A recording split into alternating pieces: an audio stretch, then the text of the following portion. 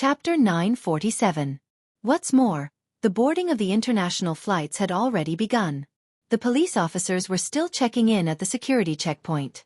After all, there would be facial scans at the security checkpoint. If he was a criminal, he would definitely be identified. It would be fine if he was facing a normal criminal. After all, his ID and face wouldn't change.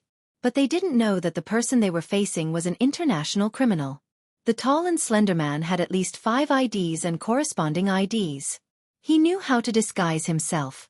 Moreover, the police officers wouldn't expect him to be hiding in the tour group. Therefore, even if there were people going back and forth looking for him, no one would really notice him. Why are there so many special police officers all of a sudden? Is there something wrong? There shouldn't be so many special police officers usually, right? I'm not sure, but he's so handsome. The appearance of the large number of special police officers caused the people in the airport to start discussing. Gradually, the people also realized that the security today seemed to be especially strict. There were also special police officers patrolling near the boarding gates. At the same time, there were 3 planes flying abroad. And the distance between each boarding gate was very far. It was also a problem to decide which one to control. Moreover, international flights were different from domestic flights. Sometimes, even the control had to do diplomatic work in advance. Before getting the documents, no one had any right to stop anyone from entering the plane. At most, they could find an excuse to delay the flight, but they couldn't cancel the flight. Obviously, the police officers were still worried. In the end, 2 people went to each boarding gate. They still didn't see the target. The tall and slender man held the registration card and followed behind the 2 old men. They talked and laughed as they walked into the boarding gate. The special police officer reached out and stopped him. He glanced at his ID and face, then looked at the old man behind him. At that moment, the tall and slender man's palms were sweating. But he believed that God still cared for him. The special police officer didn't stare at him for long. He quickly gave him a hand gesture. The tall and slender man smiled and said, "Thank you." With a smile on his face, he walked into the boarding gate. Then, he went through the built passage and walked directly in the direction of the plane. The beautiful space station was in front of the cabin, welcoming all the passengers with great etiquette. Once he got on the plane, it would be harder for those people to find him. The tall and slender man found a seat by the window and sat down. He raised his hand to look at the watch on his wrist and calculated the time. In the airport, Director Huang's expression wasn't good. "No suspicious person?" "Yes, Chief, we have searched everywhere." During the security check, we found some people who brought some things onto the plane. They were all detained by us, but the people who were detained are not suspects. Director Huang's breathing deepened. "Are you sure there isn't anyone suspicious?" "He is definitely at the airport." Qin Mo's reasoning had never been wrong. How could it not be possible? "Director Huang, we've really sent people to every security checkpoint. The information from the airport is the same. This person hasn't appeared." Director Huang's face turned stern. "Continue the search. There's no need to look for the security checkpoint." An indifferent voice rang out. Director Huang turned around, spotting Qin Mo standing in the middle with one hand stuffed into his trouser pocket, his eyes fixed on the clock. His side profile was still handsome and elegant, attracting everyone's attention immediately. Moreover, there was a youngster with a unique hair color standing beside him. However, Bo Jio's reaction was faster. When she saw someone looking in her direction, she took off her black hooded top and pulled the hood up, revealing only her clean curves. Even her eyelashes, which were as fine as a crow's feather, couldn't be seen. It had to be said that the hood had a certain concealment effect, mainly because it suppressed the color of her hair. Qin Mo was still wearing his well-ironed police uniform, which didn't stand out in such a setting since the people around were all police officers. Besides, no one would think of Supreme Alliance's captain as a police officer. Hence, when they saw him, their attention was slightly diverted. Bo Jio took a step towards Qin Mo, trying her best to reduce her presence. Her silver hair was handsome, but it was easy to expose her identity. Qin Mo seemed to understand the youngster's intentions. He reached out and pressed on the man's head, pulling him towards him before turning to Director Huang. At this time, the plane should be boarding. Based on the time he left, there are only 3 available flights. He should have passed the security checkpoint by now. That isn't possible. If he had passed the security checkpoint, we would definitely be able to tell. Be it the airport staff or our colleagues, they didn't find anyone similar to him. The two Interpol officers were anxious. With his words, they wanted to take action because deep down, they agreed with Qin Mo's point of view. According to the standards of an international criminal, there was a possibility of a certain level of disguise. Someone who was able to create a case like the maiden's sacrifice definitely wasn't simple. It was highly possible that the criminal had boarded one of the planes. If they followed the route provided by the profiler, their guess was the highest possibility. They had to board the plane immediately and arrest the suspect. Otherwise, once they alighted from the plane and entered America, many things would be out of their control. Hence, no matter what, they had to start the arrest, even if they had to use their identity as Interpol officers. Of course, Qin Mo knew what they were thinking. His tone was calm. This is China and the people on the plane are all Chinese. If the criminal has boarded the plane, all the passengers on the plane might become hostages. According to international practice, you have the right to ask for our cooperation, but we, China, still have the initiative. Hearing this, the two Interpol officers were taken aback. They hadn't expected that before they could open their mouths, their words would be stuffed back into their throats. The reason that was at the tip of their tongues was forcefully swallowed back into their throats. Qin Mo was indeed referring to international rules. How did he know about international rules? Director Huang listened by the side. You mean the criminal is already on the plane? Based on his understanding of the aloof youngster, he wouldn't have said that if it wasn't the case. Qin Mo glanced at the time, his voice still calm. There is a 90% chance he is on the plane. Go ask which plane is preparing to depart. With that, Qin Mo turned his head and looked at the youngster beside him. The youngster's hands were stuffed into her long jacket, the hooded top covering most of her face. It wasn't clear what she was looking at. She was staring at a spot like a curious little kid. In that instant, Qin Mo seemed to have recalled something. It was a blurry feeling. The miniature version of a certain someone seemed to have been like this before, staring at a spot with her eyes wide open, her little face smeared with paint. It was very, very familiar. Here it comes again. Qin Mo furrowed his brows as though he was coming back to reality. He paused for a moment before walking towards the youngster. What are you looking at? Bo Jio lifted her chin, gesturing for Qin Mo to look at the group of people going through the security check.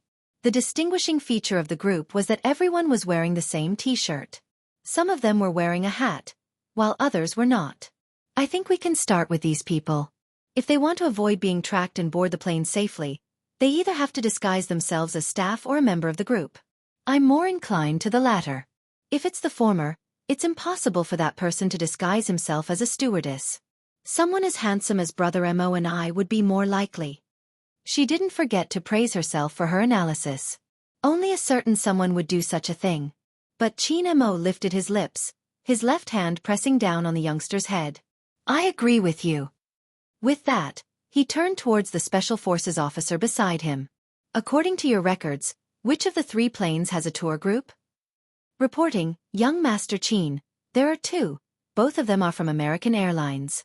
Which of the 2 planes takes off first? The tall and slender man repeated, arching a brow. He decided to wait for another 10 minutes. If the plane wasn't closing up after 10 minutes, it would be time for him to consider his next move. Based on the current situation, the old couple beside him were the best hostages. Their ability to resist was one thing, and the other was that they didn't have any powerful weapons on them. If he had a weapon, he wouldn't be able to get away with it. Therefore, holding one of the old couple hostage wouldn't just be within his control, it would also allow him to kill 10 police officers. However, he still had to wait and see. After all, if he held a hostage here, it would mean that his situation wouldn't be as perfect as it seemed. He still had to cooperate with the Chinese police. He was probably overthinking. The other party couldn't possibly know that he had already boarded the plane. They must still be checking him at the security checkpoint and boarding gate. The tall and slender man thought and looked towards the cabin door. Indeed, there were still people who hadn't boarded. What the air stewardess had said was probably true. The delay was probably due to the system adjustment. There was no problem in the cabin. He could wait a little longer. If the special forces were to enter, he wouldn't wait for them to recognize him. Once he saw them, he would take action immediately. The 10 minutes passed extremely slowly for the tall and slender man. When the 8 minutes were up, he looked at his watch again. It wasn't just him. The others were also asking the air stewardess for the reason. However, the air stewardess gave the same explanation. No one noticed that at this moment, a youngster appeared at the cabin door. The youngster lowered his eyes and only his chin could be seen. His face was covered, but from this angle, he gave off an unruly vibe. The hood covered the youngster's hair color, making him look mysterious. When the air stewardess said welcome aboard, she was slightly stunned, thinking that the youngster was a celebrity. Chapter 948. As the last passenger to board the plane, Bo Jiu didn't keep a low profile. Instead, it suited her image as a hedonistic young master. When she had been alone, she had been rather unrestrained. But she wasn't sure if it was because of her childhood memories. But the moment she was in front of the Almighty, she wanted to show her best side. In order to conquer her little sweetheart, she had to be mindful of her image.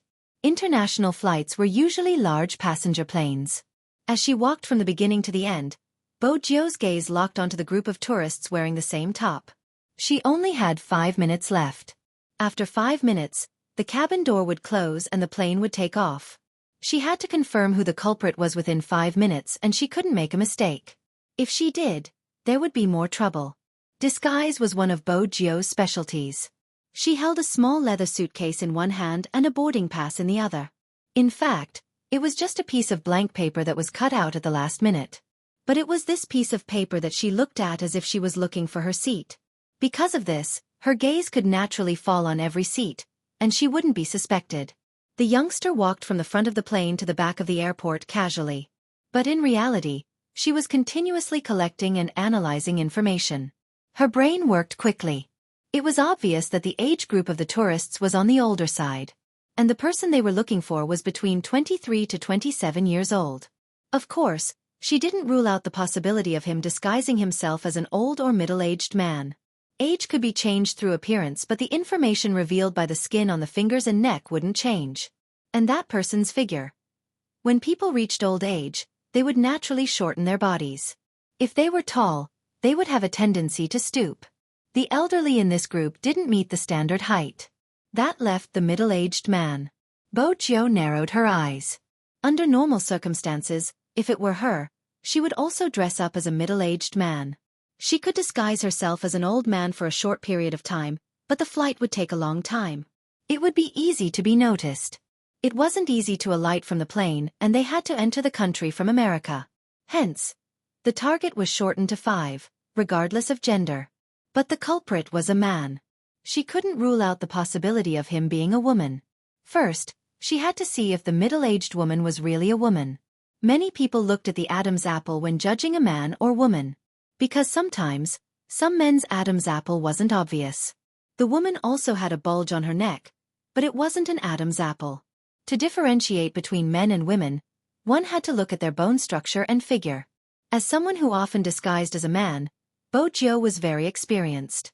Hence, she never wore short sleeves. This was the only way she could fool the Almighty. Fortunately, the two at the airport were both wearing skirts. From the joints of the arms and some of the forms, the waist and legs collapsed. Women of this age had all given birth before, so one could definitely tell the difference in their pelvis. When Bo Jiu glanced over, she thought that everything was normal. There were only 3 of them left.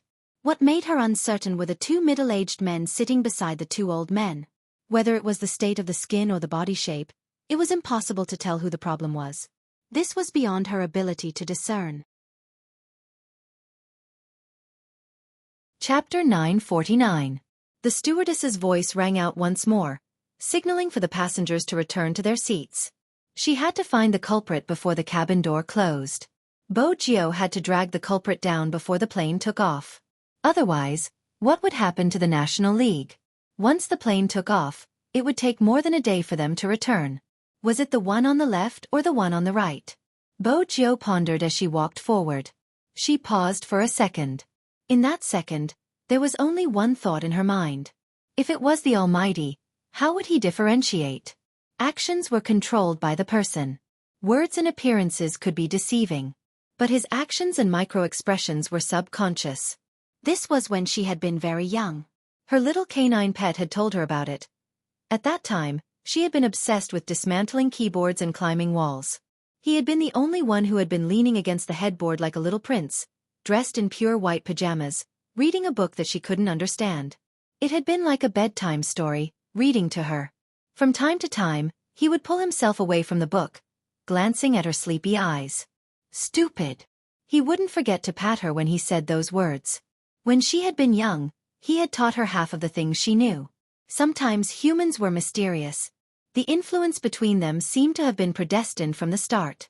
Hence, when Bo Jio walked forward again, her dark gaze landed on their expressions and actions. Both of them were anxious. After all, everyone wanted to know when the plane would take off. However, after one of them raised his hand to look at the time, he began to play with his phone again, as if he was chatting. The other one turned towards Bo Jio, his gaze making it seem as though he had to be wary of anyone who entered. Bo Jio didn't avoid his gaze. Instead, she walked towards him with her boarding pass, just like an ordinary person looking for her seat. She walked forward with her small luggage, glancing at the seat number from time to time.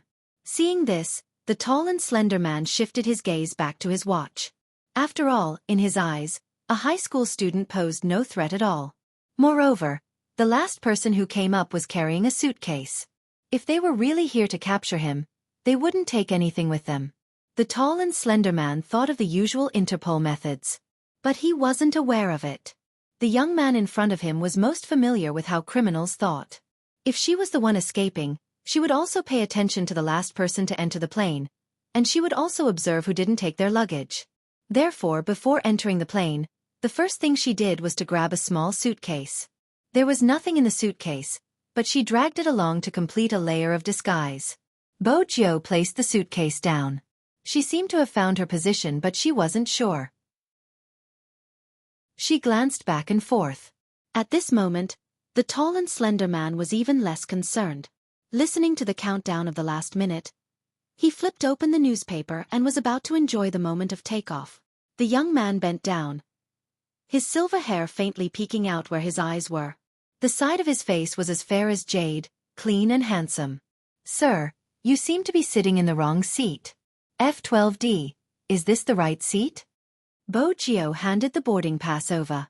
The tall and slender put down the newspaper and said in a normal voice, "This is my seat." "Your seat is behind me." "Really?" The youngster laughed, a sinister aura in her voice. "I don't think your seat should be here, it should be in prison." With that, the tall and slender man's expression changed. He held on to the old man beside him, wanting to use him as a hostage. But in that instant, there was a loud crack. His wrists, which were holding on to the newspaper, were locked together. The young man's movements were extremely fast. In the time it took for a spark to fly off a flint, he directly pressed his entire head onto the small table. There was a loud bang. The tall and slender man was still in a state of shock. That was when he realized that the youngster wasn't holding a boarding pass, it was a piece of white paper. The old man beside him was the first to react, exclaiming in shock. The air stewardesses were even more eager to rush over to them. But before they could move, a tall and slender figure appeared in front of the cabin door. A tall and slender figure appeared in front of the cabin door. It was Chin Mo. He had been in the tunnel all along, waiting for this sound. No matter who went in, he could remain calm and unhurried. But when it was that guy, Chin Mo had to admit that he had been slightly worried. He had been worried that there might be something he hadn't predicted. He had been worried that the criminal might have a weapon. But from the looks of it, the operation was going smoothly. With such a person appearing in front of the cabin, the air stewardesses would definitely cover their mouths instinctively. Police case. Chin Mo had already taken Director Huang's identification. He raised his right hand, releasing his aura. "Everyone, please remain seated. Can I trouble the people in the middle to move aside so my men can bring him out?" With such a sudden turn of events, everyone's first reaction would be to stand up and watch. But after Chin Mo finished speaking, 6 to 7 special police officers appeared behind him. No one dared to move. The old couple who were closest to Bo Jio were in a state of shock. Bo Jio seemed to have noticed them. After knocking them out, She lifted them up forcefully. She didn't stay any longer. The tall and slender man was held down by two special police officers as he walked towards the cabin entrance. When he caught sight of Chin Mo, his dazed mind snapped back to reality. He turned around abruptly and looked at the young man from before. Silver hair, black eyes, and an eye-catching face. He was supposed to be their next target, the young master of the Fu family, who was closest to Chin Mo. But their information hadn't mentioned him. Not only did he know how to disguise himself, he was also skilled. Inexplicably, a chill ran down the tall and slender man's spine. How much exactly did they know about the youngster who was always by Chin Mo's side? According to the information, the youngster didn't just know how to play games, he seemed to have some knowledge of computers as well. It had been countless times that their plans had been forced to stop because of a single person's cyber attack. The other party had even changed their bomb sequence without them knowing. They hadn't even been able to find out the other party's identity. But now, the tall and slender man had a terrifying thought. If the person who had been disrupting their plans was this youngster, then the consequences. The tall and slender man didn't dare to continue the thought. His face was already covered by a black cloth. The moment the cabin door closed, Chin Mo reached out and pulled Bo Jiao into his embrace. Chin Mo reached out and pulled Bo Jiao into his arms, acting as though there was no one else around. The Interpol officers glanced at each other, seeing the shock in each other's eyes. They hadn't expected them to have such a relationship other than being battle partners. The two Interpol officers were desperate for information. Once they caught the tall and slender man, they would join the interrogation. Chin Mo didn't follow them because he knew they wouldn't speak so easily. Before leaving the airport, Chin Mo instructed Director Huang, check the accounts under his various identities. Who are their financial transactions with? Who are the most frequent financial transactions? Director Huang was smart. You're saying that the one he has the most frequent contact with is his superior? No. Chin Mo glanced at Director Huang, his voice calm. Under normal circumstances, there wouldn't be any financial dealings within an organization. The ones that do are their partners, for example, the traitor in the crime squad. The moment the word traitor was mentioned, Director Huang's expression turned solemn. I understand. Bo Jiao sat at the front passenger seat, watching as Director Huang's figure grew smaller. She turned over. Little Huang really knows? If there really are financial dealings, it must be a huge sum. He would be able to know every single operation and every single one of them is a crucial one. Otherwise, the news wouldn't have been leaked so quickly. This person could even make use of the new criminal psychologist to take away your authority. His position shouldn't be low. Indeed, it isn't low. At the very least, it would be someone of the same rank or above. Chin Mo made use of the red light to light a cigarette. He held it with one hand, his features sharp. He knows that it's just a few people. He knows about the politics of the government. Leaking information isn't something a single person can do. If the investigation starts, all the related personnel will be held accountable. Chin Mo took advantage of the time to wait for the traffic light to turn red. Behind every major case, there would be corruption. That was the reality in every country. As a hacker, Bo Jiao knew it better than anyone else. But I didn't know high schoolers these days would know so much. The Almighty's casual comment made Bo Jiao's heart flutter. She broke into a smile. There are so many movies and dramas, it's easy to understand. Corruption starts from the beginning. That's why there's an oversight. You know me, I love police dramas. Is that so? Chin Mo glanced at the youngster. I remember your bookshelf only has novels like Overbearing CEO Falls in Love with Me. There aren't any police dramas. Of course, she wouldn't read police dramas since the robbers would always be caught. Bo Jiao didn't want to be caught. Just as she was thinking about how to reply without being discovered, a voice suddenly rang beside her ear. It seems like the things placed in the Fu family's house aren't what you like. It's what you liked in the past. Chin Mo's voice was calm. Sometimes, I really wonder if you're that young Master Fu. In that instant, the air in the car seemed to have frozen. The two men's eyes met. One was extremely deep. The other was so dark that it was translucent. Neither of them shifted their gazes away. Bo Jiao's heart seemed to be nailed to the ground, beating slowly. Until the phone rang, Bo Jiao broke into a faint smile. If I'm not me, Who else can I be? Let's pick up the call. With that, Bo-jio tilted her head, placing the phone beside her ear. Regardless of who was calling, Bo-jio was grateful. The moment the call went through, a voice came through. Little Spade, where are you? I'm at your door. Hurry over. Chapter 950. He didn't wait for her to speak before hanging up. Bo-jio reached for her phone. Chin-mo arched a brow. Lin Feng. Immerse. Chin-mo chuckled, but there wasn't much warmth in his eyes. Do you really intend to sleep there? From your tone it sounds like it. Bo-jio watched the Almighty's sculpted face, feeling an inexplicable sense of misfortune. Speaking of misfortune, Lin Feng really fit the description. Originally, he had left the house valiantly and slammed the door loudly, intending to stay in a hotel for 2 days. It's not like he doesn't have money, right? Who knew that he wouldn't have brought his wallet when he left the house? If he had money, he could take a taxi since he could pay with his phone. But he needed an identification card to stay in a hotel. He couldn't leave in the day and return at night. How could that be considered running away from home? It would be like a child playing house. But for him to return to get his identification card, it would be too embarrassing. Yun-who must be mocking him now. How could he be so hesitant to leave home? All the more reason why he couldn't return. He would definitely find fault with him. Even if he didn't find fault with him, he would definitely take a look at him. Not to mention the things written in the text. It was too frightening. He actually wanted to use those techniques on him. F***ck. Did he really think he was a pushover? That was why he had to wander outside. Thinking of this, Lin Feng kicked the wall heavily.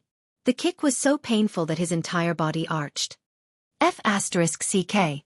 This was the scene that Chin-mo and Bo-jio saw when they drove back. Honestly, only a naive person would kick a wall when they couldn't get over it. Lin Feng's existence was the perfect definition of that word. Bo-jio rolled down the car window. She leaned against the window and whistled. After hearing the whistle, Lin Feng's first reaction was to look behind him. He saw the silver-haired youngster sitting in the car, looking at him with a leisurely smile on his lips. This posture is really handsome. That's right. Lin Feng was about to say more when he realized that the car in front of him was familiar. When he took a closer look, he saw a noble and aloof face. All of a sudden, Lin Feng swallowed the words he wanted to say. F***ck. Why didn't Little Spade tell him that Captain was here too? Lin Feng knew how to restrain himself in front of Chin-mo. For example, he didn't place his arm around Little Spade's body like he usually did. Instead, when they reached the living room, he started to complain. Anyway, I don't plan to go back. Arrange a room for me. Bo-jio glanced at Lin Feng, thinking that he wouldn't be able to win against Almighty Yun at his level. He hadn't considered the possibility of him finding his way over. You don't know how miserable I've been lately. Lin Feng hugged the cushion on the sofa. He glanced up at the ceiling before turning to Bo-jio. I'm a grown man and I still have to guard against my brother taking advantage of me. In the past, we could still talk about the weather and girls. When the room gets hot, we could remove our shirts whenever we wanted. We could play games or watch porn together. Now, I have to wrap myself up tightly at home. Let's not talk about putting our arms around each other's shoulders. If we were to get any closer, I would lose my integrity. Mother***cur, of all the things that guy could be thinking about, he just had to think about my chrysanthemum. Bo-jio didn't say a word. She just smiled. Little submissive Lin looked rather pitiful. Hey Little Spade, do you have beer? Lin Feng didn't feel like he was suffering at all. He was the one attacking, wasn't he? Bo-jio didn't want to laugh too much. She held her chin and arched a brow lazily. Yes, why? Give me a can first, I'm suffocating. Lin Feng placed the cushion at the side, his eyes bright. Chin-mo walked over and tossed a can of beer to Lin Feng. His tone was calm. Why? He doesn't even allow you to drink. That's not it.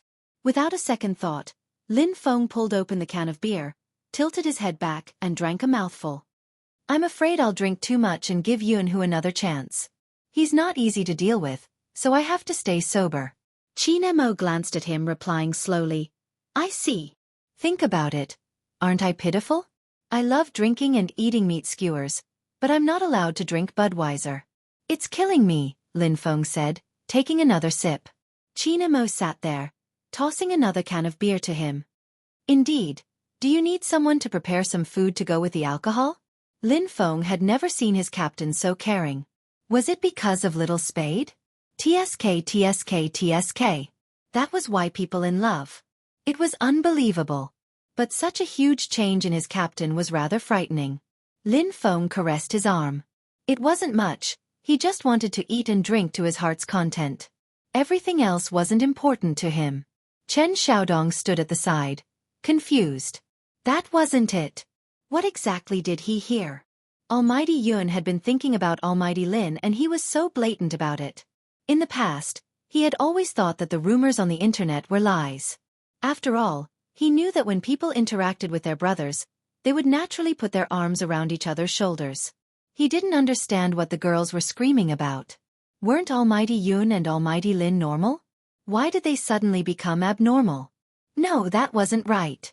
Why were there suddenly gay men around him?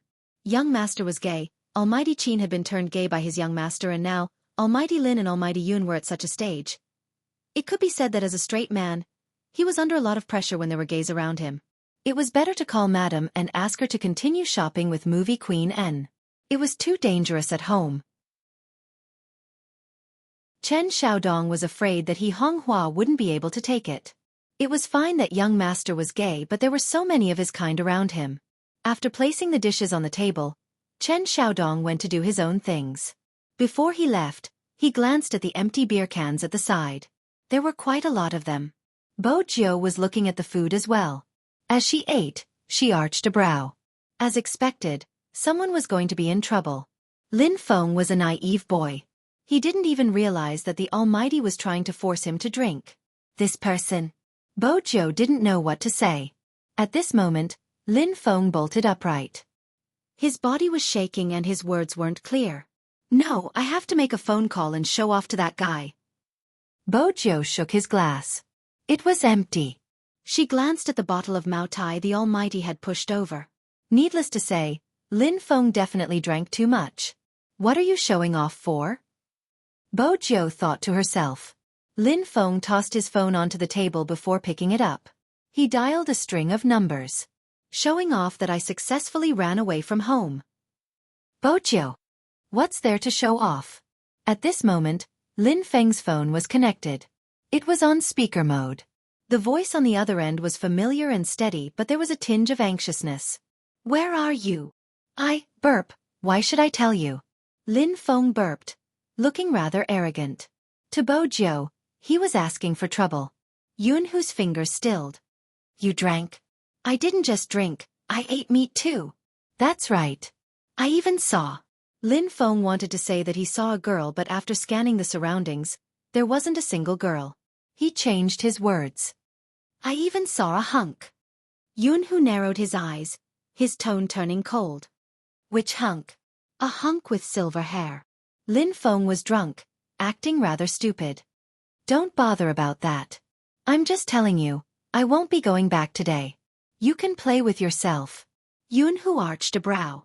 A hunk with silver hair? Why?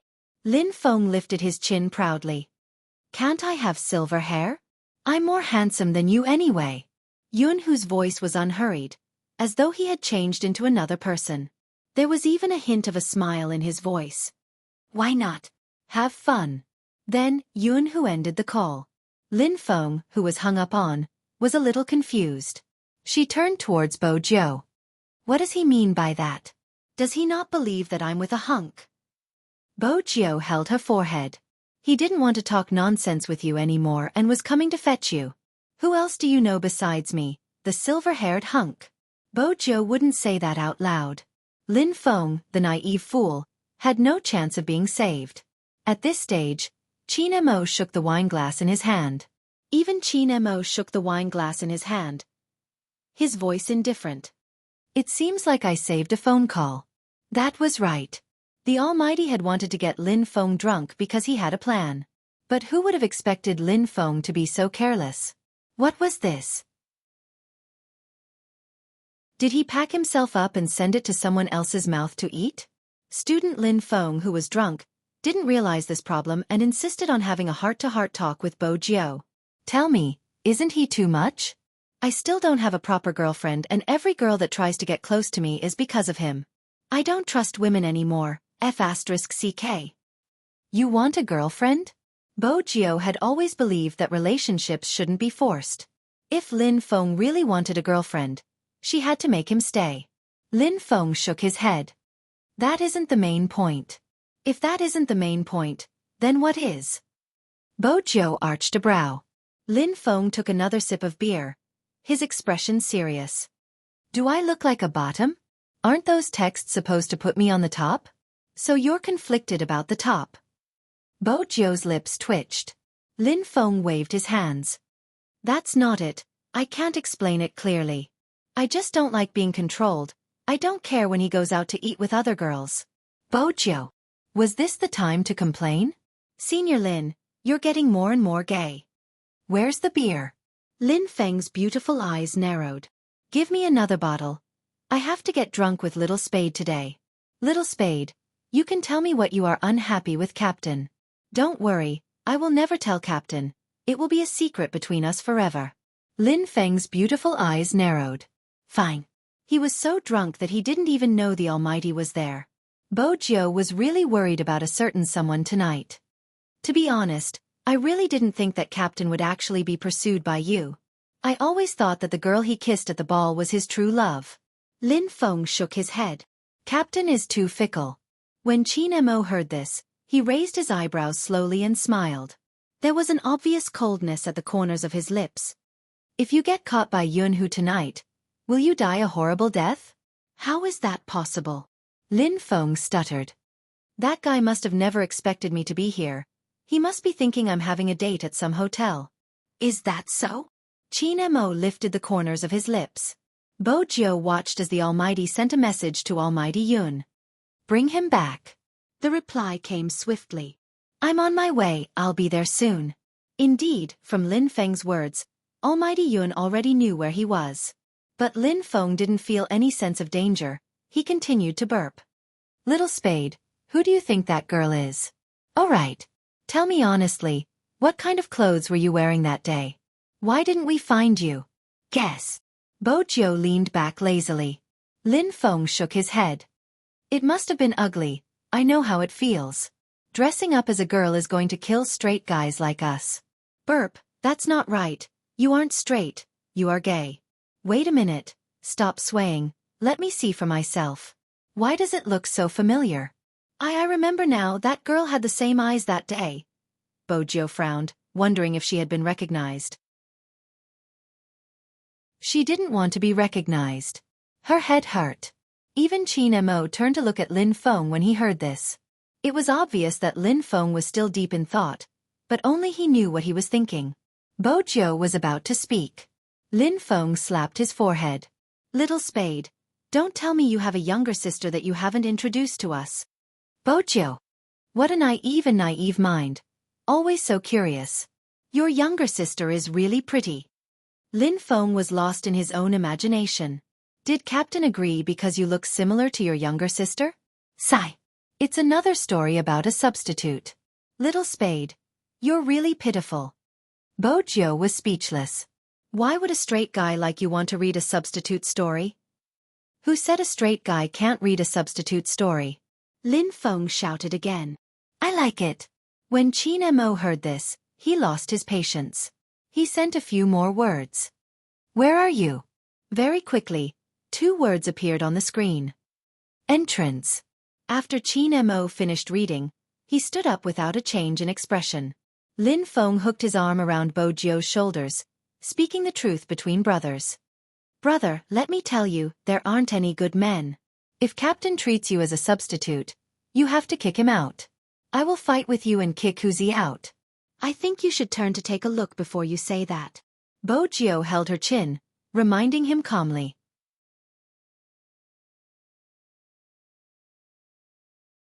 Chapter 951.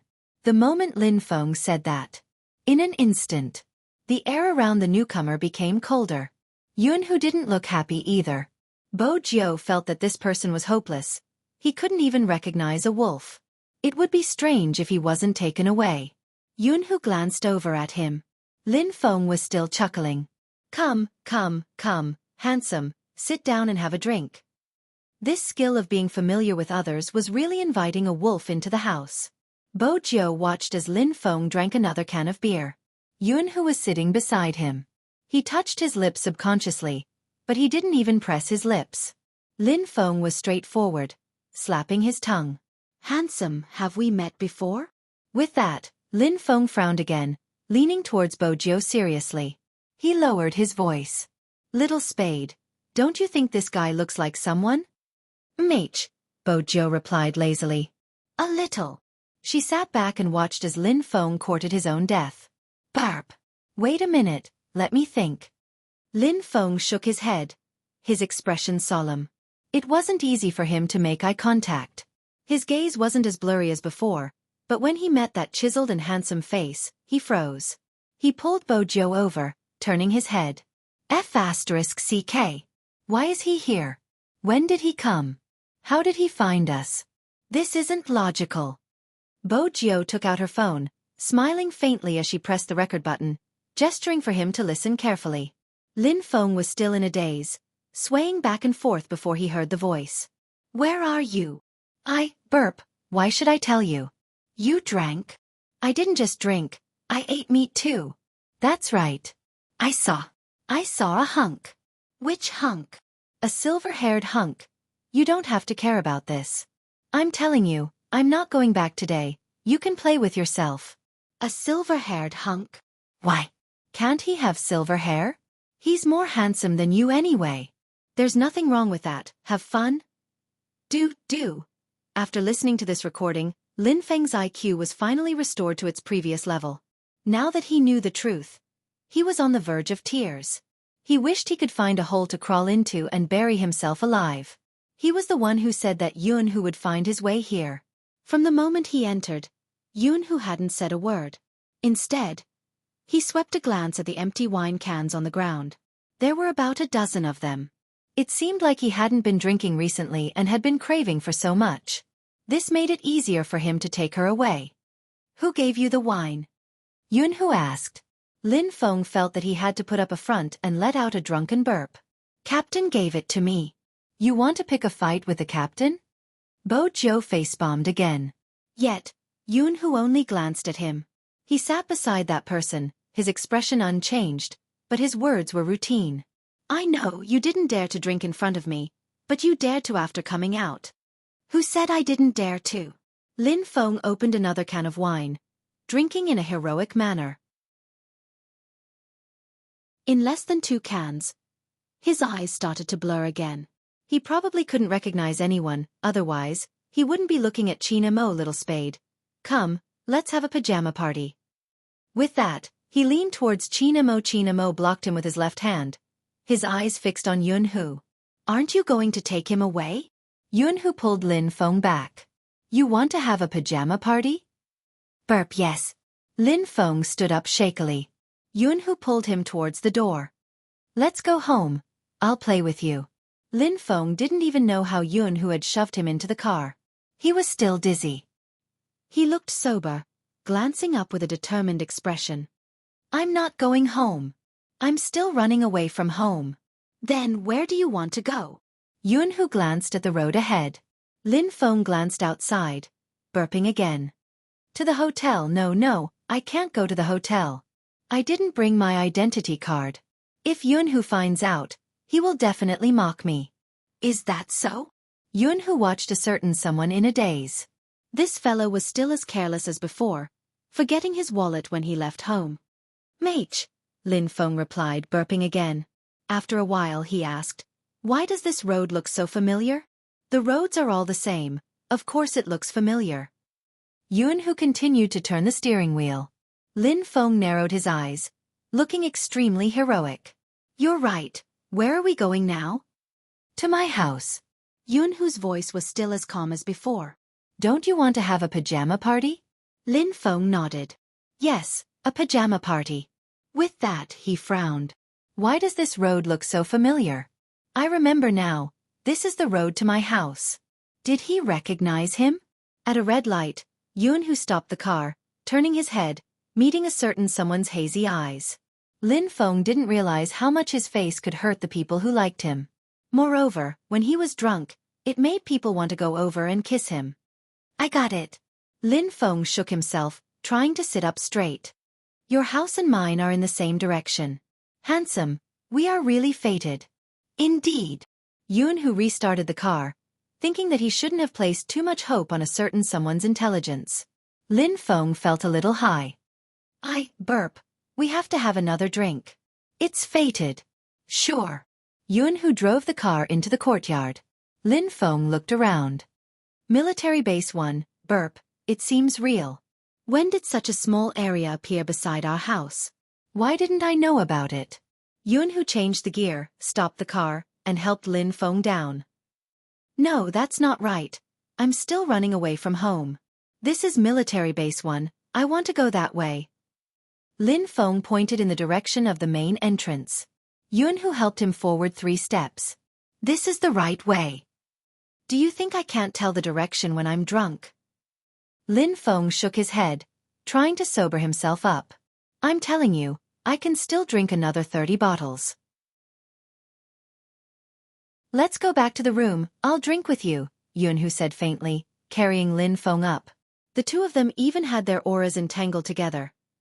Even though there were other cars in the courtyard, the headlights couldn't reach them. It was as if the two of them were in another small world. No one would disturb them. The night sky darkened. Fu family's villa. At this moment, Bo Jiu felt that it wasn't a good thing that the naive Lin Feng had left. With Lin Feng around, she would at least be safe. But now, she wasn't so sure. The Almighty's unique minty tobacco scent wafted through the air. Is there something you forgot to do?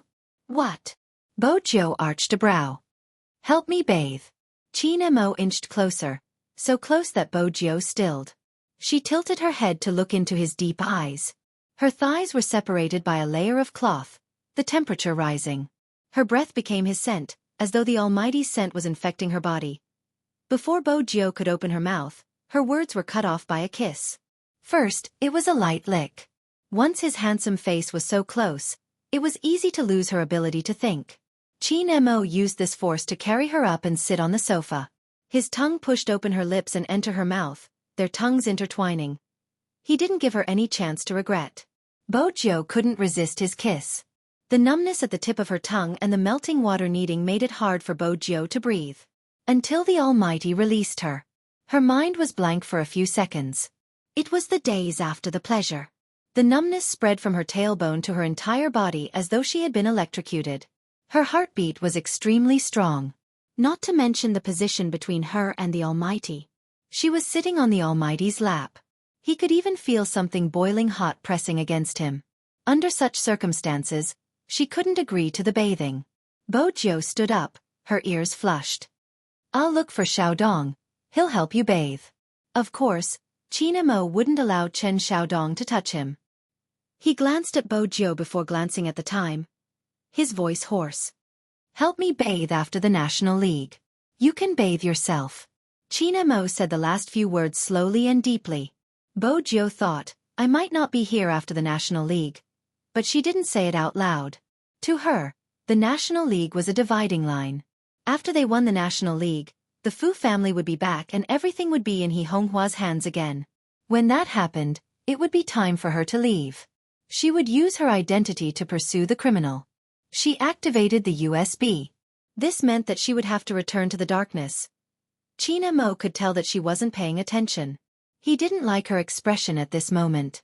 It was as though she didn't care. She could withdraw at any time and end it at any time. Their relationship wasn't the kind that could end at any time.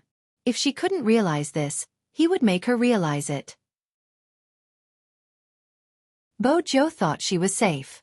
Unexpectedly, the moment she entered the room, she was about to bring a pillow to the guest room. The Almighty pushed her against the wall and gave her another round of powerless kisses. Bo Jiu couldn't take it.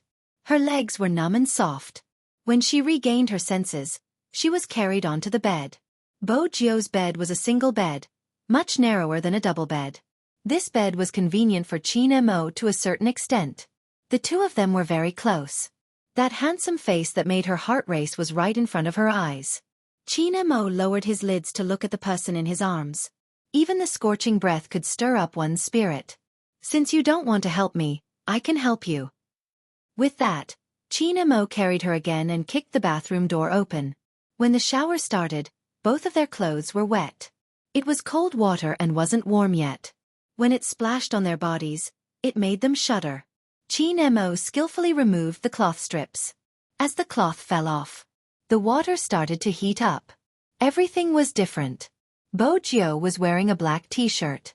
Now that it was wet, it was sticking to her body. Qin Mo's eyes darkened at the sight of her curvaceous figure.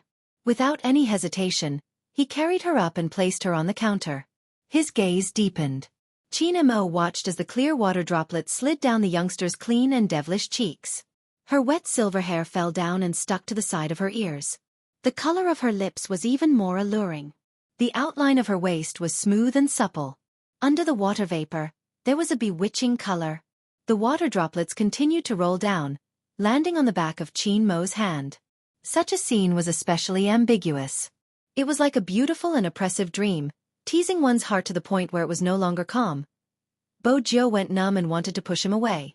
But Qin Mo pressed her down, his warm breath hitting the back of her ears. He chuckled. Your breathing is messed up too. It seems like you want me to give you more. The water vapor gathered. Enveloped in the smoky water vapor, Bo Jiao's black t-shirt was crumpled beyond recognition. Qin Mo pushed it to her heart. His thin lips landed, every kiss hot. Bo Jiao trembled. A young lady's body couldn't withstand such teasing. She didn't have any defense against Qin Mo. The water droplets splashed down. Qin Mo didn't turn off the shower. When he stepped on her pants, he arched his waist and barged in. Bo Jiao couldn't withstand that kind of speed. Everything was messed up. It was hot and numb. The water droplets splashed on her body. Her only support was him. And this time, the force was unprecedentedly strong. He nibbled on her ear and pressed his chest against her back. She braced her hands against the wall as if to soften the impact of the blow. But when he stopped, there was hope that he could regain his previous strength. Qin Mo paused, moving closer to the youngster's face. His voice was low. Tell me, why do you want to leave? Bo Jiao frowned slightly. Her snow-white skin was on full display. Especially when the cloth around her chest was undone, she really became a seductive demon. Even the corners of her eyes were tainted with a tenderness that made people want to destroy her. But the stubbornness of biting her lips made her even more irresistible. Qin Mo held her waist, coaxing her. Tell me, who did you learn your hacking skills from? Self-study. Bo Jiao uttered the word, her voice trailing off. Her seductive waist trembled unconsciously. Qin Mo's eyes dimmed. Do you think I'll believe you? Bo Jiao didn't want to continue this topic. She turned her face, smiling seductively. Brother Mo, don't you think it's a waste of time to ask such questions at this time? Brother Mo, are you out of energy? Out of energy?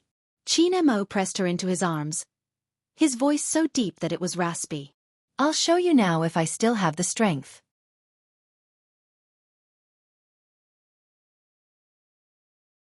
Chapter 952. When Bo Jiao dashed out, her waist and legs were still affected. But after teasing the Almighty, she was still in a good mood. Even when she was eating breakfast, her lips were still in a smile. Chen Xiaodong arranged the things before heading upstairs and knocking on the guest room door. He wondered if Almighty Qin would have a bad temper when he woke up. Madam had passed the task of waking him up to him. He was really scared out of his wits. He knocked 3 times but no one answered. Chen Xiaodong pressed his ear against the door, about to say something. The door behind him opened. Almighty Qin walked out with one hand in his pocket. He seemed to have just showered. He glanced at him, his gaze slow. What's the matter? Chen Xiaodong stilled. He glanced at the guest room he had knocked on and then at the room Almighty Qin had come out from. His mouth was wide open enough to fit an egg. Almighty Qin had just come out from young master's room? At this hour? He had come out from young master's room. There was too much information. Chen Xiaodong could only hold it in. He couldn't say anything. Most importantly, he couldn't let Madam know. This time, young master was completely gay. Honghua didn't know what was going on. She just felt that her Jiu was sitting there, her lips were a little pink, and her eyes seemed to be open. After a night, she seemed to look much better. Her skin was still white, an indescribable change. Bo Jiu bit on a youtiao. Her waist was slightly sore, but with Honghua around, she couldn't rub it. Fortunately, a phone call came in, allowing her to change her posture. Bo Jiu was delighted when she saw the caller. It was Lin Feng, that naive boy. Hello. The person sitting on the toilet wasn't wearing a shirt, only a pair of SpongeBob SquarePants boxers, exposing his ribs. When he heard the voice coming from the other side of the phone, he grabbed his hair, sounding extremely aggrieved. Little Spade, why didn't you stop Yun-Hu yesterday? How can you be such a brother? Bo Jiu started to help Lin Feng recall. Last night, you were the one who thought Almighty Yun wasn't bad and insisted on having a drink with him. I never expected you to leave with him so obediently. I was so drunk that I didn't know it was him. Lin Feng was filled with regret. Bo Jiu didn't miss the chance to listen to the live broadcast. What about now? Where are you? What's going on? At the mention of this, Lin Feng felt miserable. Didn't I drink too much last night? You're a man, so you should know that when a man drinks too much, he can't control himself. That's why Almighty Yun finally slept with you, using the scenes mentioned in the novel, Bo Jiu continued, going along with the flow. Lin Feng wanted to jump again. What do you mean he finally slept with me? I should be the one sleeping with him. Speaking up to this point, Lin Feng paused. It's not that exaggerated. He just helped me with something. Bo Jiu took a sip of water. What are you worried about? I'm a king straight man. How can I take that? Lin Feng pulled at his hair for a while. Most importantly, I blacked out yesterday. I don't know if I did anything to him after that. He's still lying on the bed and seems to be in pain. If I really did something to him because of alcohol, my conscience wouldn't be able to bear it. Bo Jiu caught on to the main point. You're saying that you drank too much last night and accidentally slept with Almighty Yun? That's right. Lin Feng sighed deeply, concluding, if that really happened, I can't be responsible for him. Bo Jiu wanted to tell him that it wouldn't happen, that he was overestimating his abilities. From front to back, from left to right, he seemed to be the one on the receiving end. You were already so drunk, Almighty Yun should be the one sleeping with you. How could you sleep with Almighty Yun? But Bo Jiu wasn't going to expose him. What do you intend to do now? Bo Jiu asked a practical question. Lin Feng was still sitting on the toilet, his handsome face filled with sorrow. I'll think about it. He hung up. Lin Feng wanted to smoke to calm himself down. He felt that he had let that fellow down. Because he still had some memories from last night. That was strange. Why did he find that person so handsome? He probably knew that after the competition, he would be leaving the country. He wanted to say something from the bottom of his heart. But for some reason, as he spoke, the feeling changed. It was probably because a man couldn't resist the temptation after drinking. Even now, when he closed his eyes, Lin Feng could hear what the person was saying beside his ear. The scorching hot breath hit the back of his ear. The voice was very low and had a little husky sexiness to it. Lin Feng, you're hard. Lin Feng didn't want to recall what happened next. Why did he lose control when he was drunk? He could have taken advantage of anyone, but he had to take advantage of Yun-Hu. With that, Lin Feng glanced at himself. It's all your fault. Don't you know that no matter how good it is, you can't be gay? You brat. Just as Lin Feng was lecturing himself. Swoosh. The bathroom door was pulled open. Lin Feng braced himself, not daring to look up. Yun-Hu leaned against the door, his face handsome and calm. He glanced over at a certain someone who had been pulling his hair in the bathroom ever since he woke up. His voice was calm. How much longer are you going to nag at your little Lin Feng? Little Lin Feng. Lin Feng didn't want to comment on Yun-Hu's description. He was sad. If he had known this would happen, he wouldn't have run away from home yesterday. He had to maintain his dignity. Lin Feng coughed, feeling that he didn't have any dignity in his boxer shorts. He could only pretend to be calm. Leave first. Yun-Hu felt that his emotions weren't right. After yesterday's sweetness, he understood that he couldn't force him too much. He knew this better than anyone else. Lin Feng might look like that. In reality, he was more straightforward than anyone else. Ever since he was young, he had been thinking about marrying a cute girl. He said that girls had to be doted on and that his wife couldn't be cold or hungry in the future. Hence, even cooking, which didn't fit his persona, was extremely good. Lin Feng had never known. When he heard those things, he didn't know how his heart worked. He wanted to let him get what he wanted. After all, this guy deserved to be treated gently.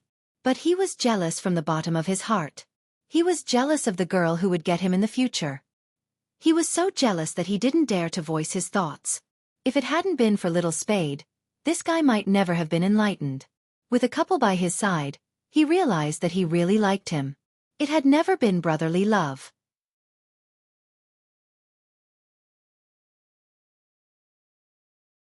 Chapter 953. With that in mind, Yun-Hu's entire being became indescribably gloomy. His heart felt as though it had been stabbed. Regardless of how strong he appeared in front of that person, when he sat like this, he still felt a sense of despair. Bang! Lin Feng had probably made up his mind. He rushed out of the washroom.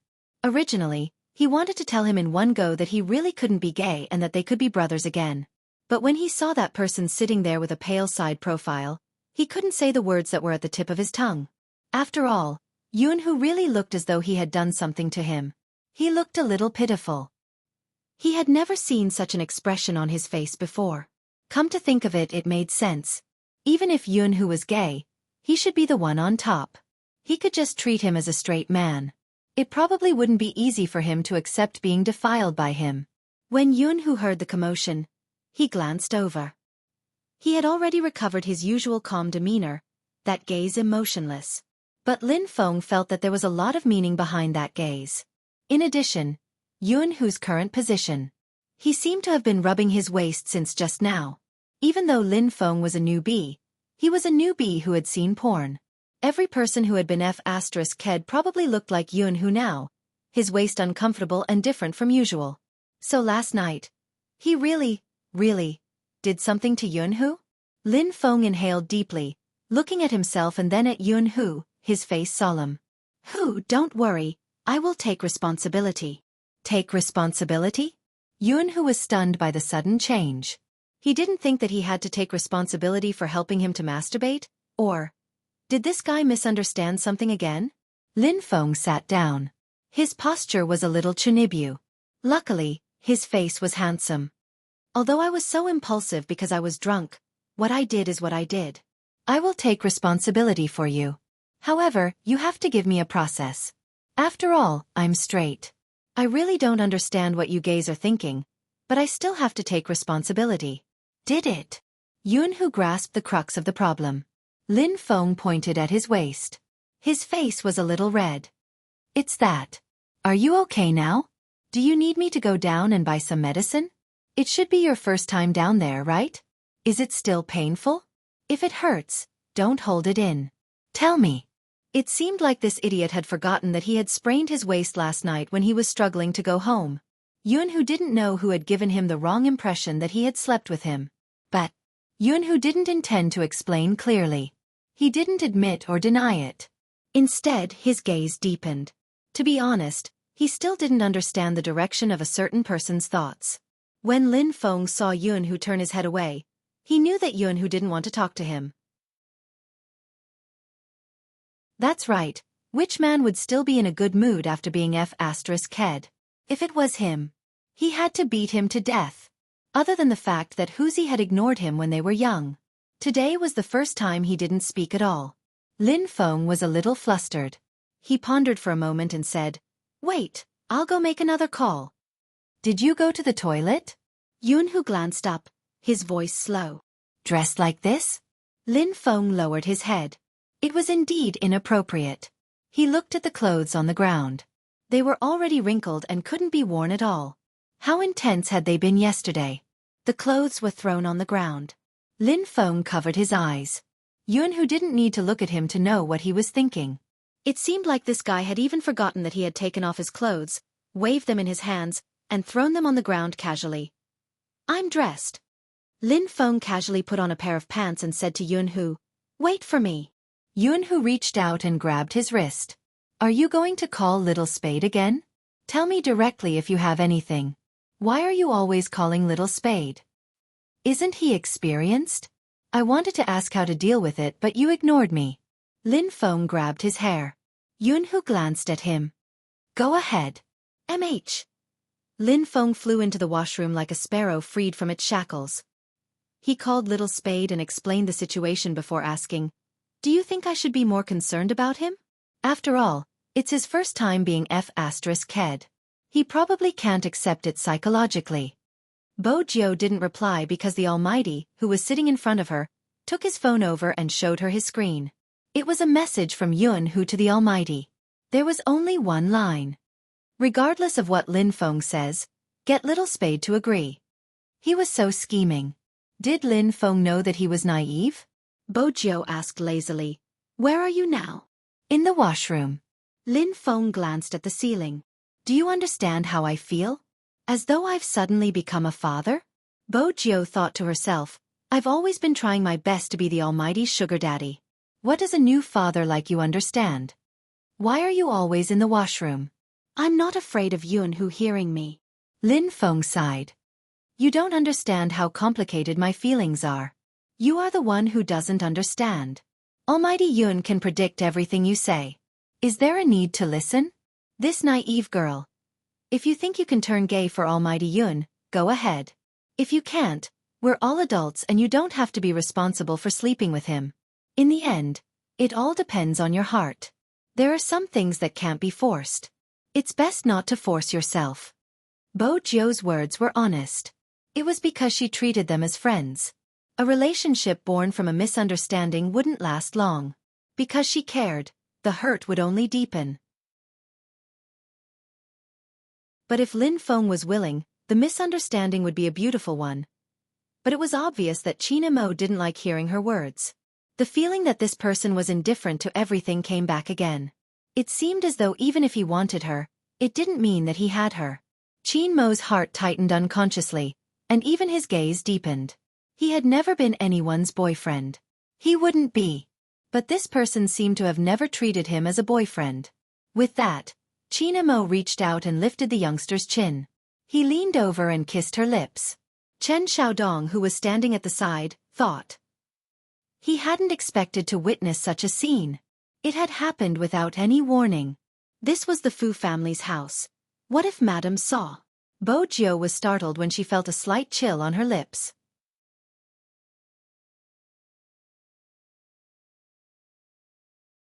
Chapter 954. Bo Jiao hadn't expected the Almighty to kiss her all of a sudden. She was still holding the phone in her hand. Her clean and fair face paused for a moment. She even forgot what she wanted to say. She could only look at the handsome face in front of her. When the kiss ended, her lips were brushed by his, and it was cold and ticklish. After Yun, who sent the WeChat message, he stuffed his phone into his pocket. When he saw him come out, he pretended to be uneasy and said, "You don't have to take responsibility, we are both guys. It's normal to sleep for a night. It's good enough that you didn't despise me." If Yun who hadn't said that, Lin Feng wouldn't have felt sorry for him. Especially when he tilted his head, which made him look slightly fragile. "Are you sure it's fragile?" China Mo looked at the person in front of him who was holding her phone in a daze. Because she had just woken up, her silver hair was still fluffy. She looked like a little tiger that wanted to be pampered. He couldn't help but lift his thin lips and lean over to kiss the corner of her lips. Chin Xiaodong. "Mommy, I really don't want to see two guys kissing in front of me. I'm a straight guy, I'm gay." In Almighty Chin's eyes, didn't he, a third wheel, exist? Obviously not. Sometimes, kissing was a way to declare his ownership. It wasn't just to let others know, it was also to let Bo Jiao know that she wasn't a big deal. Bo Jiao blinked. The Almighty's gaze seemed to be deep.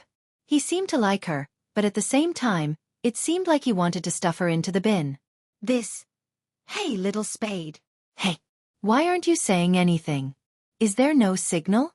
On the other end of the line, Lin Feng glanced at his phone, assuming that the washroom was blocking his communication with his brother. "Forget it, I've decided. I'm going to lay my cards on the table. Lin Feng put away his phone and pulled open the wooden door of the bathroom. Lin Feng's gaze was heavy. I have to take responsibility. Yunhu watched as a certain someone took the bait, looking valiant and high-spirited. He asked the most practical question. How do you intend to take responsibility? Marry you. Lin Feng added, I'll try my best to marry you. Yunhu didn't know what to say.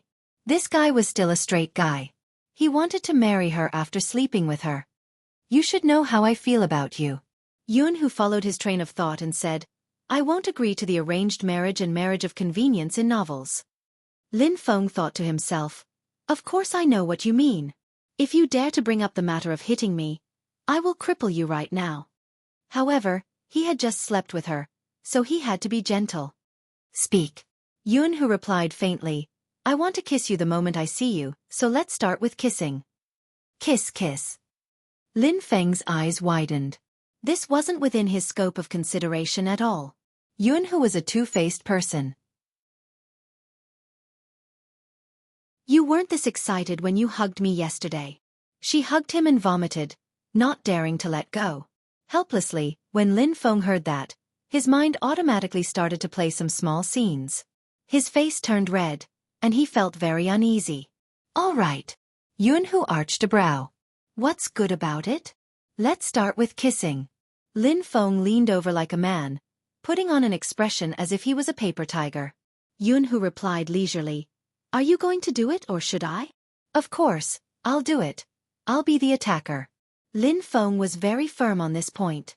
When Yunhu heard the words I'll be the attacker, his expression didn't change, he just arched a brow, his gaze deep as he looked at the person he could finally have. Even if it was an illusion. Lin Feng leaned over a little, and then a little more. When he was almost there, he felt an inexplicable heat in his ears. He glanced at that person and after a moment he said, Close your eyes. Do I need to close my eyes? Yunhu arched a brow, thinking about this fellow's kissing experience.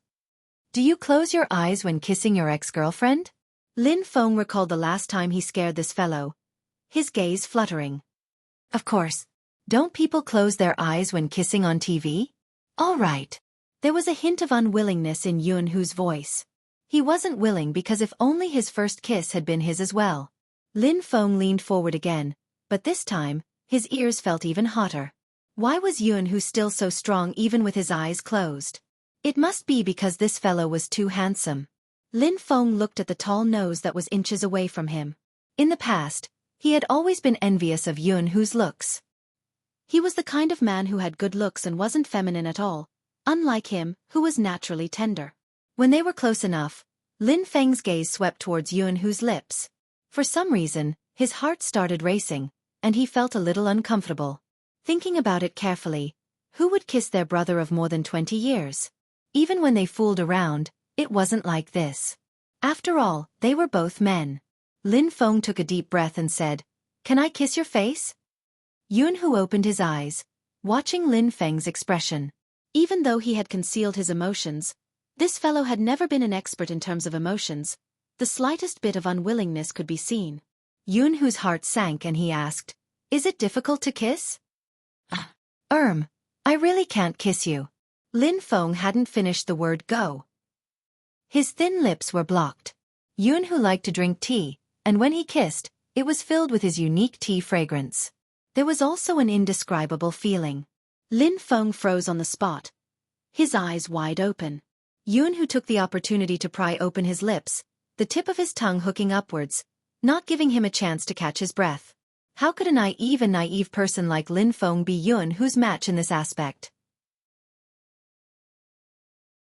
Just as he was about to speak, Yunhu's kiss wrapped around him. The feeling of the tip of his tongue being sucked made him shudder. There was nothing left in his head, only a blank space. Lin Feng reached out, pushing him away. The back of his hand subconsciously rubbed his thin lips, the burning feeling still lingering. Yunhu, who was pushed away, sat up straight, glanced at him, his fingers brushing across his bitten lips. Lin Feng wanted to explain, after all, Yunhu had tried his best just now. It was hard for him to accept it psychologically. Unexpectedly, Yunhu spoke faster than him. It's nothing if you can't accept it now, take it slow, One day you will be able to accept it. With that, he stood up, the fringe on his forehead blocking his eyes. I'm going to take a shower. Lin Feng opened his mouth, but in the end, he didn't say anything. He sat on the bed and grabbed his hair. The shower was turned on. Yun, who stood below, the water droplets sliding down his straight back. That sentence wasn't meant for Lin Feng. It was better to say it to himself. He liked someone for too long. It was so long that he was afraid he would marry someone else one day. But with his grand appearance, he would have to miss it. At the Fu family's house, Bo Jiu was still trying to guess what the Almighty was thinking. Qin Mo glanced at the time on his wrist, saying faintly, "Let's go after eating, we're going to meet the advertiser." Advertiser? Bo Jiu arched a brow. I have to meet him too? Qin Mo's side profile was very attractive. Isn't it good to let you earn some pocket money by filming advertisements? That's not bad. It proves that I rely on my looks to make a living. Bo Jiu smiled. Her love for money was well known. Qin Mo watched as the youngster's eyes fell on the money. He didn't want to admit that he had fallen for her, to the point of being hopeless. If she wanted money, wouldn't it be better for him to be her boyfriend? He had never seen such an idiot before. Qin Mo lowered his gaze, glancing at the display on his phone. It was Feng Yi. The car had arrived. 10 p.m. In the advertising studio. Due to the large amount of investors, there were many celebrities in the studio. Yi Sihua and his manager, who had tried to embarrass Bo Jiu at the gathering 2 days ago, were among them. These 2 days, Yi Sihua's popularity had soared.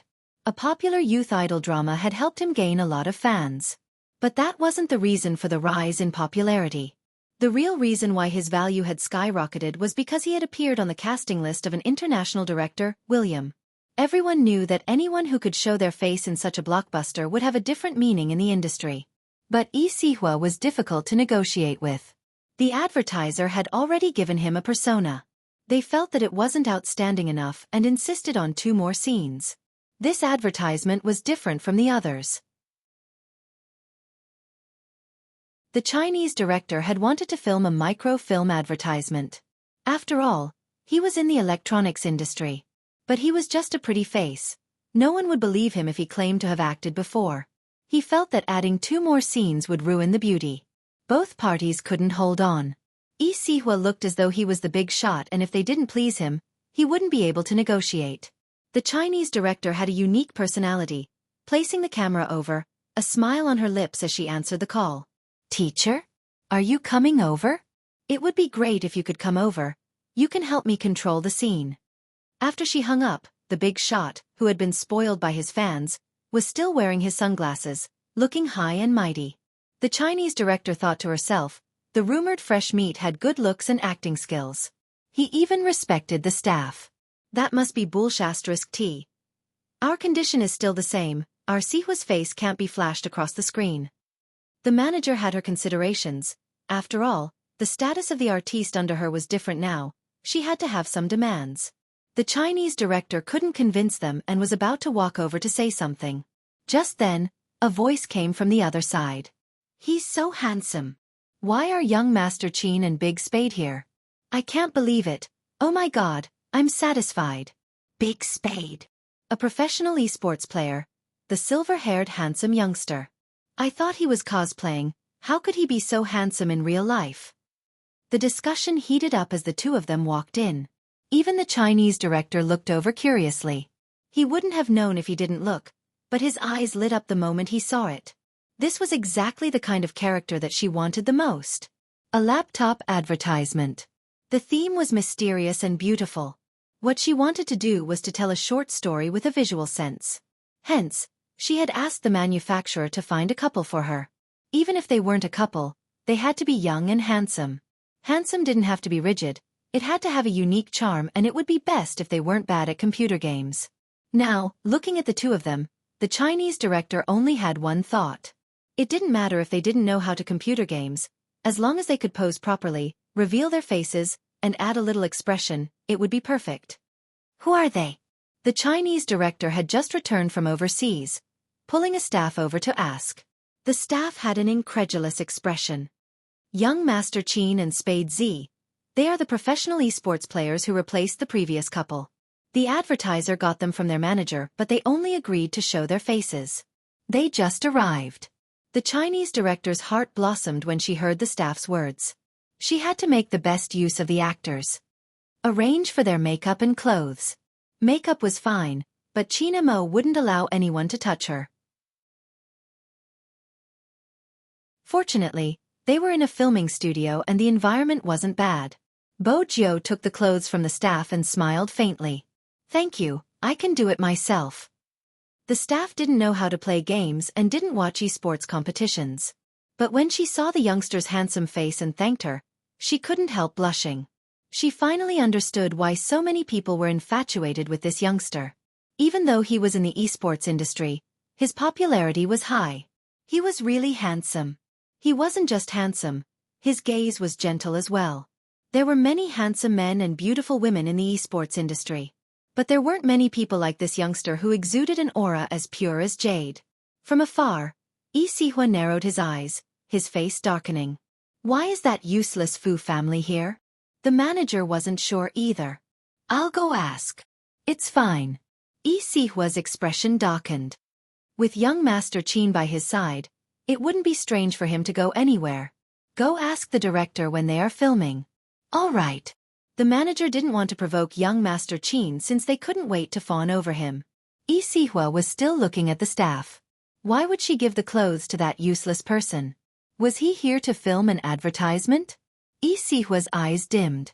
The staff was still standing outside the changing room. There were 2 changing rooms. Bo Jiu went to one while China Mo went to the other.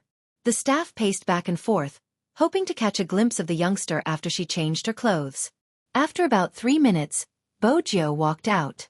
Actually, this was what she usually wore when she was at the Fifth Avenue.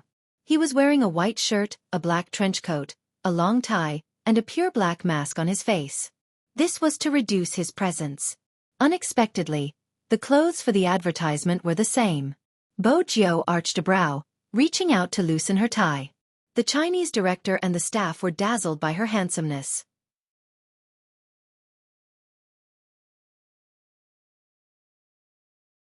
Chapter 955.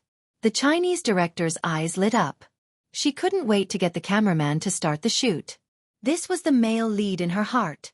How could someone be so perfect? Even with the mask, it couldn't hide the superstar aura he exuded. When the Chinese director had first seen the youngster, she had felt that he looked too clean and pure. Perhaps, he wouldn't be able to bring out the mysterious effect. Unexpectedly, as compared to the previous set of clothes, the black trench coat and mask were more suitable for him. The moment Bo Jiu came out, she was stared at by the 2 girls. Usually, she had a strong tolerance, but today, she was being stared at for a long time. She paused for a moment before asking, "May I ask, what kind of advertisement are we shooting?" The stage supervisor snapped back to her senses and was about to speak. China Mo pushed the door open and walked out, silencing the entire set once more. Some people, regardless of what they wore, would be able to bring out their unique aura. Noble, indifferent, porcelain white skin. This was everyone's first impression of China Mo. At this moment, China Mo was wearing a white shirt, holding a can of beer in his hand. His collar was half open. He had wet his hair for the styling. Black strands of hair scattered across his forehead, water droplets sliding down the bridge of his nose. He looked casual and sexy. So handsome. Someone sucked in a sharp breath. Bo Jiu turned, looking at the person. She was met with a pair of deep eyes. The moment China Mo saw her, the color of his eyes deepened. They were separated by half the studio, one in the light and the other in the dark. Bo Jiu was still wearing the mask. In that instant, her heart skipped a beat. It was because she suddenly remembered something. The Almighty had seen her at Fifth Avenue, even though it had just been a brush. But back then, she had been wearing a black trench coat with a hood and a black mask. Other than the color of her hair, she had looked exactly the same as now. Bo Jiu wasn't sure if the Almighty would remember the time they had brushed shoulders when he saw her in this state. For some reason, she felt a little guilty. She tilted her head and prayed in her heart, "Don't remember, don't remember." Just as she was thinking about this, a person appeared in front of her. That person enveloped her on the spot. It could be said that she bumped into that person's arms.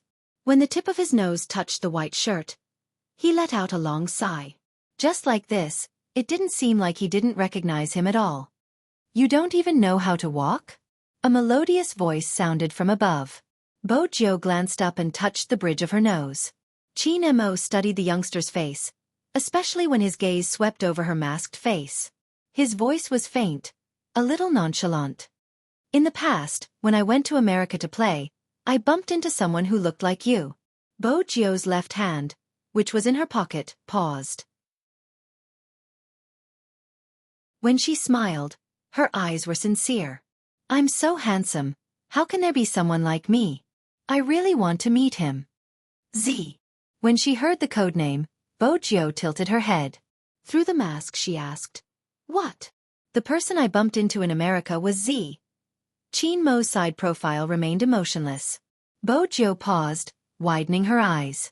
With the mask on, she looked extremely innocent. "Brother Mo, you mean that I look like Z?" Qin Mo's thin lips lifted. He paused and leaned forward, whispering into her ear, "It's a pity that you aren't an actor." Bo Jiu's heart sank, but the corners of her eyes lifted. She looked mischievous. "It's indeed a waste of my good looks if I don't act. In such a public event, there would definitely be many people looking over." Bo Jiu could hear the commotion around her, but it probably wouldn't affect the Almighty much. But for the sake of Feng Yi, she had to remind the Almighty, "Brother Mo, this is a filming studio." She meant for him to restrain himself.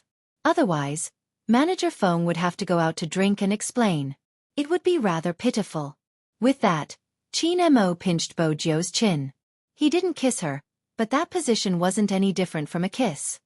"It seems like we have to talk again tonight." Because of Qin Mo's domineering action, the Chinese director was inspired again. His eyes were as bright as the headlights of a car. Bo Jiu had no choice but to push him away. "Brother Mo, there's someone else." At this moment, Manager Feng was almost in tears. "Little Spade, it wasn't a waste for me to dote on you.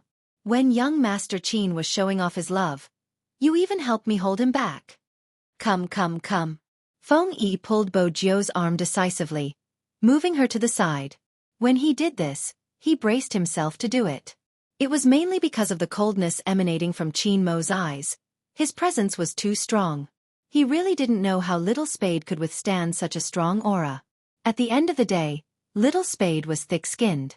The Chinese director was in the best mood. "I suddenly have a good idea. Hurry, set up the scene at the side."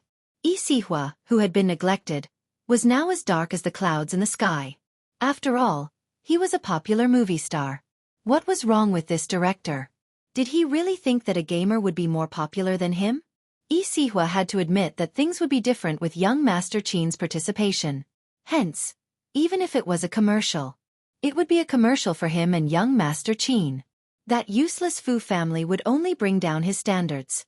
Besides, even if he could play the piano, he wouldn't be presentable. Filming a commercial wasn't easy. It was about not being stiff, being able to look at the camera and having some acting skills. Did that useless thing? "We are in a rush to finish the film.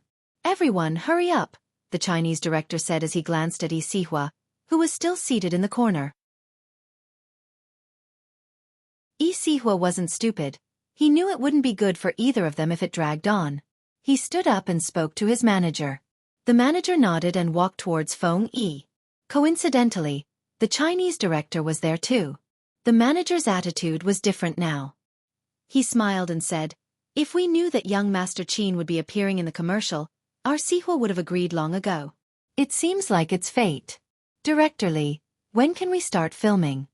Even though the Chinese director had just returned from overseas, he was still in the same industry. One look at his manager was enough to tell what kind of person he was. She picked up the script she had written for the scene, her tone calm. "Change your clothes and read the script." Yi Sihua watched from the side. Didn't this little director know that the industry was small? With such an attitude, didn't he know that the industry was small? The manager knew that Yi Sihua wasn't in a good mood. When she walked back, she whispered something in Yi Sihua's ear, reminding him to restrain himself with young Master Qin around. "Of course I know, don't worry." Yi Sihua licked his lips, his eyes dimming. "I'll deal with this director in the future." As for the person who gave up gaming and insisted on filming a commercial, I'll let him know the difference between us. The manager was still worried. He came with young Master Qin Yu. I won't do anything on the surface. Yi Sihua laughed sinisterly. Don't forget, this commercial has a storyline and there are 3 main characters. Since he is so desperate to prove himself, I'll let him know that it isn't easy to be a main character. The manager's eyes widened. You mean to suppress the scene? Suppressing the scene was a term used in the industry. In the beginning, when experienced actors with good acting skills wanted to teach some fresh meat a lesson, they would occasionally use this trick. After all, there were some who didn't even fulfill their role as an actor. They didn't memorize their lines and went around taking part in variety shows, dragging down the production. In the end, some of the more scheming celebrities used suppressing the scene to plot against each other. Especially when 2 people with similar reputations were together. In order to enhance their image, they would use suppressing the scene. But the manager hadn't expected Yi Sihua to use such a tactic on someone who had never acted before. Why? You don't like it? Yi Sihua glanced at him, his words going straight to the point. Don't forget, there are 3 people in this commercial. The best way to make everyone think I'm the spokesperson is to stand out. The manager nodded in agreement, giving him a thumbs up. On the other side, Bo Jiu was already seated in the makeup room, her lids lowered as she flipped through the script she had written on the spot. At the same time, she was trying to think of a way to escape the conversation with the Almighty. The makeup artist was having a hard time with her. Her eyelashes were black and long. There wasn't a need for makeup. She could use some eyeliner to enhance the depth of her features. That would be more in line with the character in the script. But as for the rest, the makeup artist caressed her smooth and fair face, praising sincerely. Your skin is so good, you don't need to put on foundation. If too many things were applied to this face, it would ruin its original handsomeness. Now that he had brought out a spy, he really looked like the main character of a Korean drama. The Chinese director was getting impatient, asking Bo Jiu, have you found the feeling? When Bo Jiu received the script, she didn't know what to say. It was about a hacker. She didn't need to find the feeling. The Chinese director noticed the youngster's silence, assuming that he was nervous because he hadn't been in this industry before. Hence, he softened his tone. Don't worry, just act naturally. Even if you can't find the feeling, your face is more than enough. Come, stand back a little. The Chinese director walked to the side, making space for everyone. He raised the loudspeaker, his eyes bright as he shouted, Everyone get ready! First scene, action. Swoosh. The lights in the studio were all dimmed. It was the layout of a billiard hall. The light that shone down was a little dim. However, the slender figure standing beside the billiard table wasn't dim at all. That wasn't all. When the light shone down, it seemed as though he was tall and slender. He stood there casually with a laptop in front of him. He seemed to be a little bored. He hooked his index finger, opened the can, and for some reason, the corner of his mouth curled up. The girls were going crazy as they watched from the side. I finally understand why everyone says that young Master Qin is the prettiest in Jiang City. He's so handsome. I'm so envious of young Master Qin's future girlfriend. She can look at his face every day. And his figure. Young Master Qin is a walking clothes rack. I can't take it anymore. My nose is going to bleed. The girl said that because just as Qin Mo was about to raise his head to take a sip of the ice-cold beer, his eyes seemed to have seen something. He turned towards the door. The camera panned in that direction as well. A young man in a black trench coat walked in from the door. He was probably in the middle of a run. As he was a little thin, he wore a black mask, which made his eyes look very black and bright. His entire person seemed to have been drawn with a line pen. The black and white were distinct, and in an instant, he caught the entire camera. At this moment, Yi Sihua was there too. He was also one of them, playing with a black tablet in his hands. His eyes were fixed on the youngster who was walking over. He had wanted to portray an indifferent person, but to add to his acting, Yi Sihua stood in front of Bo Jiu, his voice cold and aloof. I heard your skills aren't bad, want to play a game? It was a last-minute change of script, but since the scene wasn't too bad, the Chinese director didn't ask for a pause. The moment she had seen Bo Jiu, She had probably forgotten that he wasn't an actor and had only wanted to continue filming. Bo Jio was still wearing the black mask, her hands stuffed into the pockets of her trench coat. She didn't even glance at Yi Sihua, replying through the mask, "I'm not interested." The Chinese director felt that the youngster's performance was perfect. The youngster's performance was more in line with the character she wanted to portray, bringing the character to life. Yi Sihua would never have expected the trash to perform so well in front of the camera.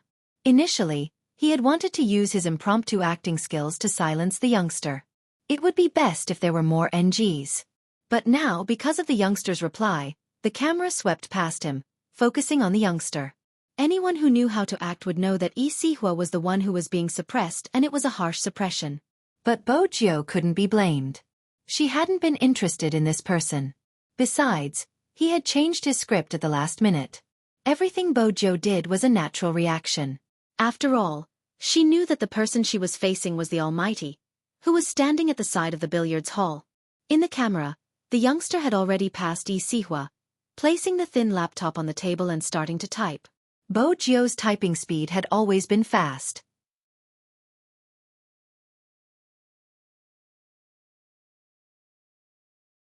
Chapter 956. How could there be someone who could move so quickly? Also, the innate sense of being in the camera.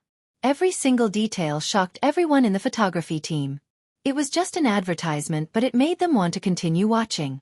It wasn't just because of the storyline, but also because of the strange tension between the youngster and young Master Qin. The Chinese director didn't forget his mission in the midst of his shock, shifting the camera to the youngster's notebook. There was a huge close-up, especially the bright silver logo, which matched the youngster's hair color. The shot took 3 seconds. The next second, the scene changed. Someone reached out to support the youngster's side across the billiard table. His slender figure lowered, his nose bridge high, his lips thin and his eyes dark. He looked like a flirt. But he didn't even glance at the back of the beauties around him. Instead, he stared at the youngster, his sexy lips lifting into a faint smile. That person wasn't anyone else. It was Qin Mo. Bo Jio glanced up, their gazes meeting. In that instant, the cover of the notebook was extremely clear. The tension between the two of them became even more obvious. Even though there was hostility in their eyes, when their faces came close, there was an extra hint of ambiguity that made it hard for people to look away. Were they really not a couple? This was the thought in everyone's mind. Some were impressed by the director for coming up with such a scene. This advertisement would definitely be popular. Just based on this scene, no one would ignore the notebook between the two of them. Yi Sihua had an extra second of footage, but his gaze wasn't on him. Instead, after Qin Mo spoke, everyone's gaze was focused on him. "Who are you?" That was Qin Mo's line. It was a short 3 words, but because of his actions and the way he looked at the youngster's thin lips, it was extremely alluring. Bo Jio stood up, walking past the billiard table and picking up a cue stick. When the youngster was doing this, she lifted her trench coat and removed it with one hand. Then she picked up the cue stick and lowered her body, aiming it at the colored ball on the table. A loud swoosh. The colored ball bypassed the half-opened silver notebook and landed in the middle of the net. Just the sound alone was enough to tell that it was a beautiful shot. At this moment, there was an uproar in the studio. Worried that it would affect the filming, everyone covered their mouths as they turned towards her. He was too handsome. The Chinese director felt a little dizzy from the shock again. He quickly moved the camera to capture the scene. When the youth was playing, his shirt was pulled up, revealing a fair jade-like skin. That curve was astonishingly beautiful. Qin Mo's gaze seemed to have stopped there as well. It was dark and deep to the extreme. The youngster retracted her cue and picked up her coat from the billiard table. She casually draped it over her shoulder and smiled devilishly. "Why should I tell you?" What followed was the young man's carefree back view. Qin Mo stood there, looking at the back view like a devil. He pressed his fingers on the notebook and closed it gently. His thin lips curved slightly and he laughed playfully. Heh! Finally, the screen stopped at the notebook. Apart from the notebook's logo, there was only a line of words, "Unfinished, to be continued. Gotcha." It signaled the end of the shoot. The Chinese director was the first to stand up and clap. The others couldn't hold it in any longer. Previously, they had been afraid to disturb the two of them, but now, Everyone stood up and let out a heartfelt exclamation. After all, even a professional actor wouldn't be able to complete the shoot in one take. More importantly, filming this commercial didn't just require the other party to type fast. The scene just now was also a test of their skills. The photography team had originally wanted to use these things for post-production. Who would have expected that Spade Z didn't just do it? He was so handsome that he could turn the commercial into a movie. This wasn't something that could be done easily. The atmosphere in the studio was unprecedentedly intense. When Bo Jio walked back, the crew were all looking at her like a fangirl. As for Lee Si-hwa's whereabouts, no one cared anymore. His face was completely sunken. He wanted to flare up but he didn't dare. He could only suppress his anger. He didn't want to watch the commercial anymore. He didn't even need to watch it to know that the scene just now had been a deliberate attempt by that useless person to humiliate him. Lee Si-hwa's popularity had been suppressed. Of course, he wasn't in a good mood. He threw his jacket aside and left with his manager. When he left, his mood wasn't quite right. Of course, the staff in the studio could see it. But so what? Anyone who saw the scene just now would know that Lee Si-hwa was up to no good. A professional actor was bullying someone who had never acted before. In the end, he had been suppressed. It was an awkward slap to his face. Lee Si-hwa was still hoping that someone in the studio would ask him to stay. After he walked out, he asked his manager, "Did anyone follow me?" His manager shook his head in embarrassment. Lee Si-hwa raised his leg and kicked the bin beside him. "What is that?" His manager hurriedly consoled him. "It's just a commercial and the director is a newcomer. Even if young Master Chin is around, it won't have much commercial value. You are one of the candidates that Director William admires. This is nothing." After hearing his consolation, Lee Si-hwa's anger subsided a little. "Go and find out where the director is from. He's so disrespectful, he might as well stop filming." "I know what you mean, I'll ask him now." As the agent spoke, she turned on her cell phone and dialed a familiar number. "Reporter Lee. Listen to what you're saying. I don't have anything to reveal to you. However, there's someone I want to ask about, for this shoot." After hearing the manager's words, the person on the other end of the line replied faintly. The manager's expression changed completely. Lee Si-hwa couldn't hear the conversation and could only look at his face. He frowned impatiently. What did he say? Where did the director come from? The agent's hand that was holding the phone slowly lowered as he muttered, "Director William." Lee Si-hwa replied, "I'm asking you where the director came from. Why are you mentioning Director William?" The manager's face was pale. He glanced up at Lee Si-hwa. "She followed Director William back to China. She is his only disciple." Instantly, Lee Si-hwa's expression changed. Even his lips stiffened. He wanted to go back but there was no way for him to do so. After all, he had left in a fit of anger. It would only embarrass him if he went back. But how did the director become Director William's disciple? Lee Si-hwa was about to go crazy, anger and embarrassment surging through him. The manager was afraid he would do something else. Hence, he pulled him into the nanny van. The manager knew that this wasn't just a commercial they had lost, they were afraid of losing even more. The atmosphere in the studio remained the same. No one noticed that in an inconspicuous corner, a foreigner had been watching for a long time. A foreigner had been sitting there watching for a long time. Beside him was an assistant. Ever since the cameras had started, he had been sitting there, his gaze following Bo Jio's every movement. At this moment, he only had one thought in his mind. Even if this person had a bad reputation, the young hacker in his movie had to be played by him. Did you see the expression on the youngster's face when he was typing and playing the ball? He is the person we are looking for. Old William couldn't be blamed for his agitation.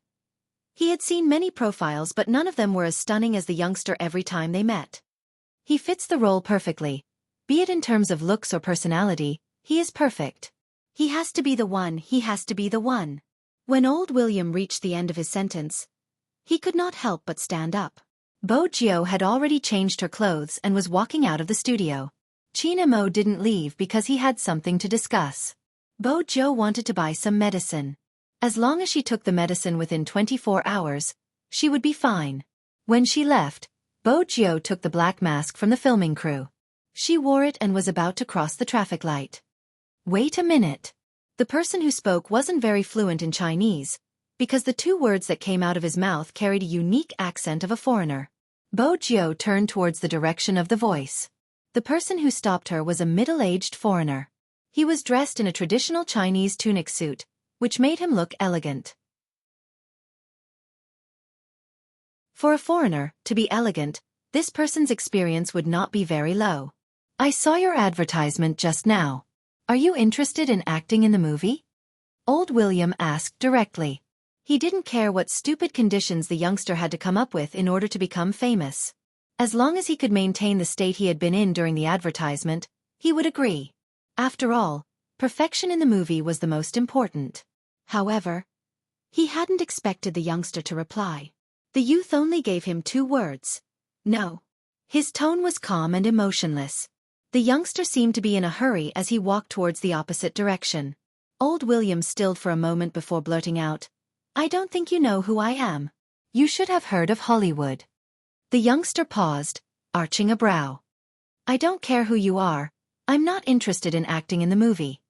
Old William hadn't expected such an answer. Hadn't he always wanted to be famous? Acting in a movie will bring you more attention than playing esports. Old William felt that it wasn't logical. That's not what I meant. I meant that you are a natural actor. Are you sure you don't want to try? I don't want to. Bo Jiao wanted to buy some medicine. Once the Almighty was done, she might not have the chance to buy it. Old William stilled once more. This was the first time he wanted someone to act in his movie, but she wasn't interested at all. But you acted well just now. Why don't you want to act? Bo Jiao watched as the foreigner followed her. She didn't care anymore and crossed the traffic light. No reason. The assistant next to him was a little surprised to see this. Over the years, no one had ever rejected the olive branch that director William had extended to them. He was a director who created stars.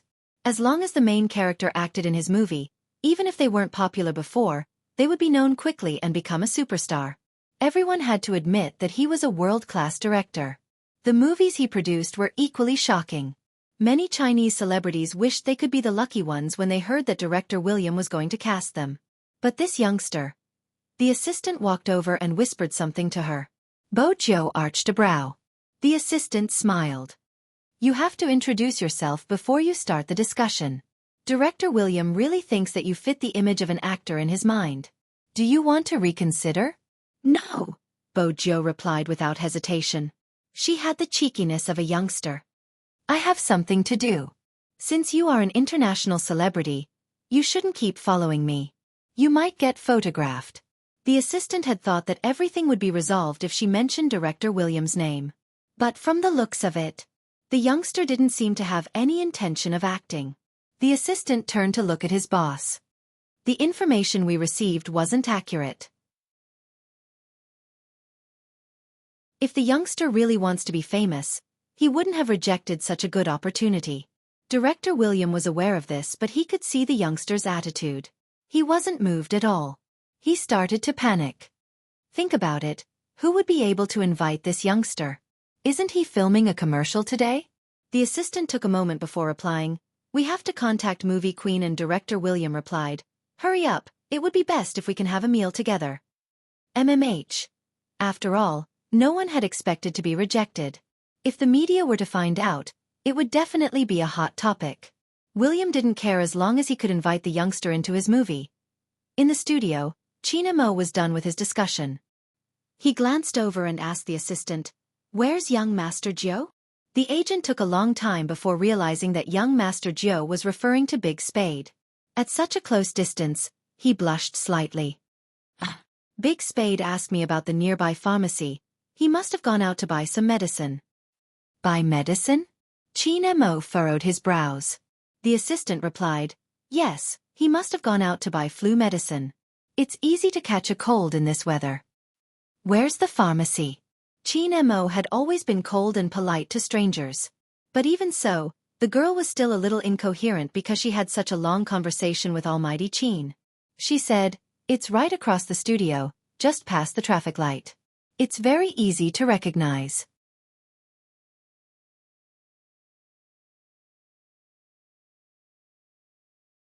Chapter 957. Bo Jio wasn't familiar with birth control pills, but she knew it was better to keep a low profile when buying such pills. There weren't many people in the pharmacy, just a few scattered around. Fortunately, they were all elderly aunties. If it was an ordinary young lady and someone recognized her, the situation would definitely be bad. She didn't mind, but Manager Feng would probably go crazy. It was better not to have news of esports players buying birth control pills. Bo Jio wore a mask. She looked around but couldn't find what she was looking for. The medicine probably couldn't be placed on the counter. Hence, she couldn't find it on the medicine rack. It seemed like she would have to ask the pharmacist. Bo Jio sighed inwardly as she walked towards the counter. "Hi, get me a box of birth control pills." The doctor standing at the counter glanced up at Bo Jio. "Which brand do you want?" There was a brand? For the first time, Bo Jio felt she wasn't cultured enough. She chose a conservative answer. "I'll take whichever brand has the best effect." However, it was this answer that made the shopping guide shake his head and murmur, "Young people nowadays are really..." Bo Jio wasn't young in her heart, but she hadn't come into contact with such things in her previous life. If it wasn't for the lack of time, she would have wanted to bring the Almighty's child back to the Fifth Avenue. But now, Bo Jio clenched her fists. This was the only way. A total of 25. Cash or Alipay? The pharmacist glanced over, scanning the barcode. Bo Jio felt that it wasn't a good time to use her phone. She reached into her pockets but didn't bring any cash. In the end, she inhaled deeply and used her phone. "Is WeChat okay?" "Yes." The pharmacist's expression didn't change. Bo Jio whipped out her phone. The moment she unlocked the screen, she received a message. It was from the Almighty with only 2 words. "Where are you?" Bo Jio glanced at the image of the cartoon. She hesitated for a moment but didn't reply. Instead, she opened the payment function. The pharmacist scanned the barcode and passed the medicine to her. Bo Jio lowered her gaze, her silver hair covering her face as she took the medicine. Suddenly, a deep and familiar voice rang out from above her head. "Shouldn't you explain what you're doing?" Bo Jio's back stiffened. She only had one hope in her heart, that the Almighty was like her, lacking knowledge in certain areas. The hand that was holding the medicine paused for a moment. Then Bo Jio quickly stuffed the medicine into her pocket. Even her gaming speed wasn't as fast as it was now. After she was done, Bo Jio glanced over, meeting Qin Mo's icy gaze behind her. She had never seen an Almighty like this. His deep eyes were extremely deep. Before she could say anything, Qin Mo had already reached out and pulled out the wrist that the youngster had stuffed into his pocket. His voice was as indifferent as the storm before the storm. "What is this?" Bo Jio opened her mouth, her throat moving. "Medicine." "What medicine?" Qin Mo's handsome face didn't show any emotion, but the cold aura he exuded could freeze the surroundings. Bo Jio didn't reply because she didn't know how to explain. Qin Mo glanced at the 2 words "Yuting." He wanted to crush the person in front of him and swallow her into his stomach. That way, she would know who exactly she belonged to. That way, she wouldn't have come to buy this medicine. If that was the case, she wouldn't be thinking of leaving even now. Qin Mo lowered his body, taking the medicine from Bo Jio's hands. Bo Jio watched as the medicine slowly deformed in his hands. It seemed as though he wanted to destroy it. But the Almighty's emotions didn't change. Because of this, Bo Jio knew that he was really angry. Qin Mo lowered his lids, clutching the box of medicine in his palms. With a voice that he had never used before, he said, "I asked you to wait at the same spot, but you never waited. Just like at night, when I sleep, I would think about what that arrogant little Jio is doing. I want to wake up earlier so that I can see her earlier. It's the first time I want to kiss someone, but I can't do it. You probably don't understand this feeling at all. That's why you bought this medicine here." Bo Jio wanted to say something, but the Almighty seemed to be listening to her explanation. "Do you think I'm illiterate or that I don't recognize this brand? Since you don't want to be together, let's break up." After saying that, the Almighty only gave her a distant view of his back. Bo Jio had seen that back view way too many times before she had gotten close to the Almighty. But there had never been a time like this, when she couldn't breathe. She wasn't sure when it started to rain.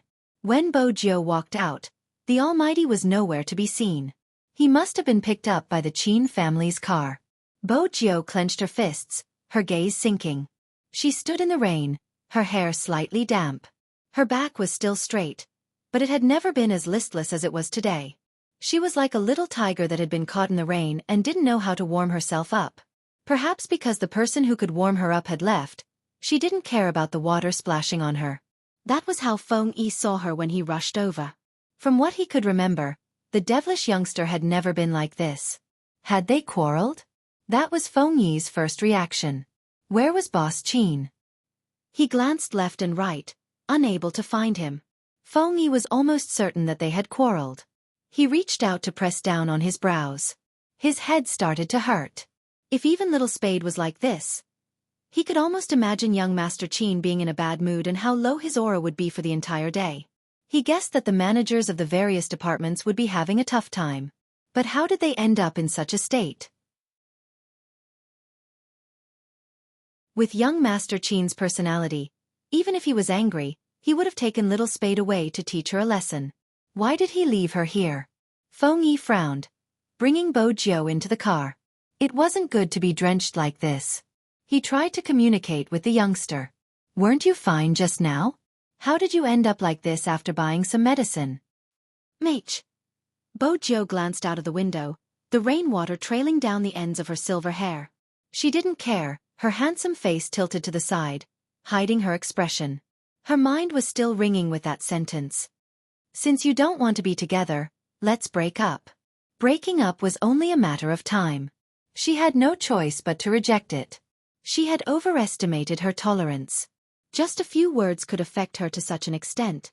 If she waited until the Almighty found out about her identity, he would frown and look at her in disgust. She probably wouldn't be able to take it. Bo Jiao reached out to press her fringe down. When her phone rang, her voice was slightly hoarse. Hello. It was a call from the school. Bo Jiao's boarding application had been approved and the school had asked her to bring her luggage over. Even if she still had to participate in the competition, she still had to follow the school's basic procedures. In reality, Bo Jiao wasn't in the mood to think about what the other party had said. But she could do something to distract her. If she stayed in the school, it wouldn't be too abrupt when she left. Bo Jiao had been stalling for time. She understood all too well that no one would feel good when someone suddenly disappeared. But if everyone knew that the person beside them was an international criminal, He Honghua would probably be frightened. She didn't want to see that. This time, she had used her identity to return, which meant that some people were already aware of her return. Among them, there would be people who wanted her dead. If they found out about her identity, He Honghua would be in danger. Hence, she had to leave. Just like back then, even if she didn't want to leave her puppy without saying goodbye, she still had to leave. Bo Jiao still remembered that night. After she had climbed onto the balcony, she had used a lot of strength to enter his room. In order to prevent her from attacking him at night, he had always placed some flowers and plants on the balcony. At that time, she hadn't cared about those things. After sneaking into the room, she had looked at him sleeping on the bed and leaned over to kiss his face.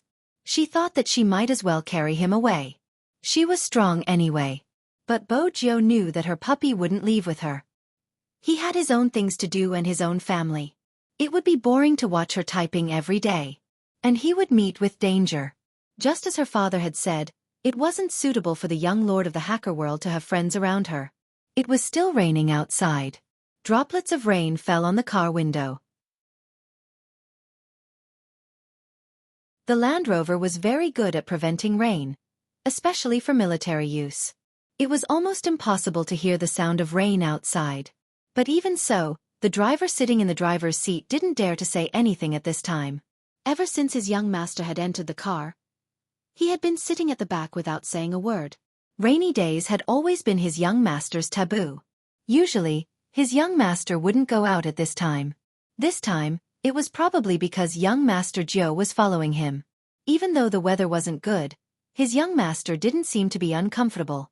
But now, where was young Master Jiao? The driver didn't dare to ask this question because his young master's expression was unprecedentedly cold. Chinamo didn't feel anything. From the start till the end, his left hand hadn't loosened. There was a box of medicine in his left hand. The box of medicine had been squeezed to a certain extent. Chin Mo's fingers were still the same as before, not softening in the slightest. If it wasn't for this box of medicine, perhaps he could have told himself. He was different in that fellow's heart. Even though that fellow had many secrets. In front of him, she would treat him sincerely and wouldn't reject being with him. But now that he thought about it, he was the one who said they wanted to be together. It could be said that he had forced her. In her heart, perhaps he wasn't that different. But he was wrong to think that she treated him the same way he treated her.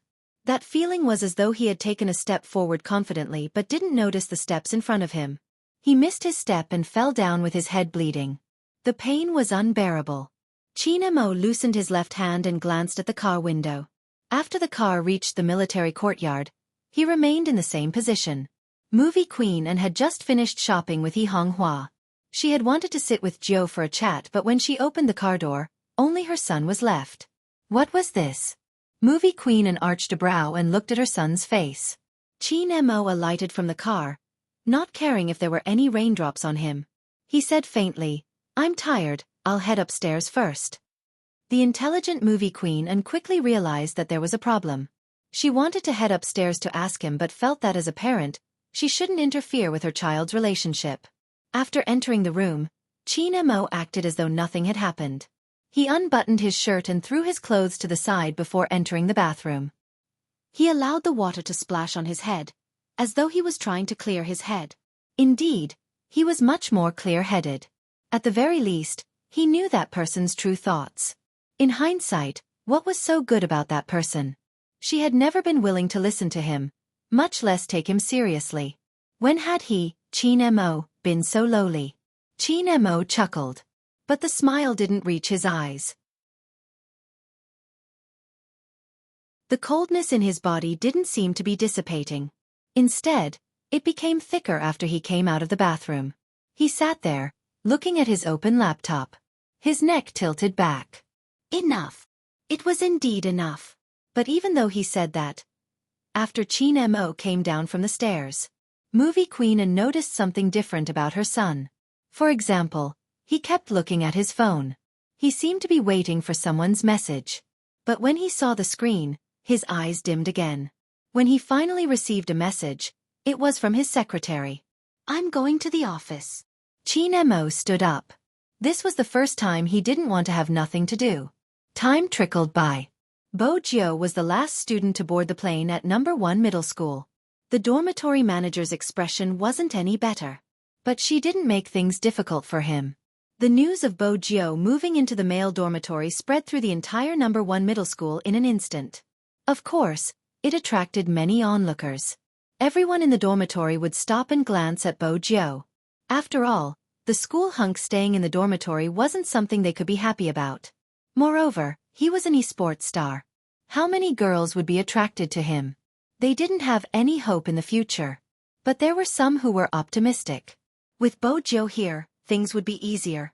For example, a photo of the school hunk for 5 yuan. No one knew that Bo Jiu had chosen to move in today because she didn't want to be alone.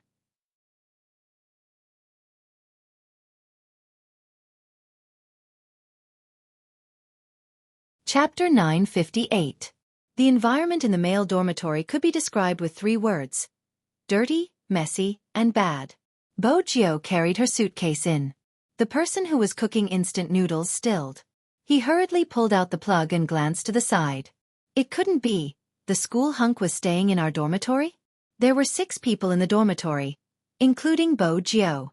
One of the other 5 was a thorny student from number 1 middle school. The thorny student laughed coldly. He still didn't like Bo Jiu. He glanced to his left and right, intending to walk over in an imposing manner. But Bo Jiu threw her suitcase up, stuffing one hand into her pocket. She was wearing her school uniform, her jacket half open.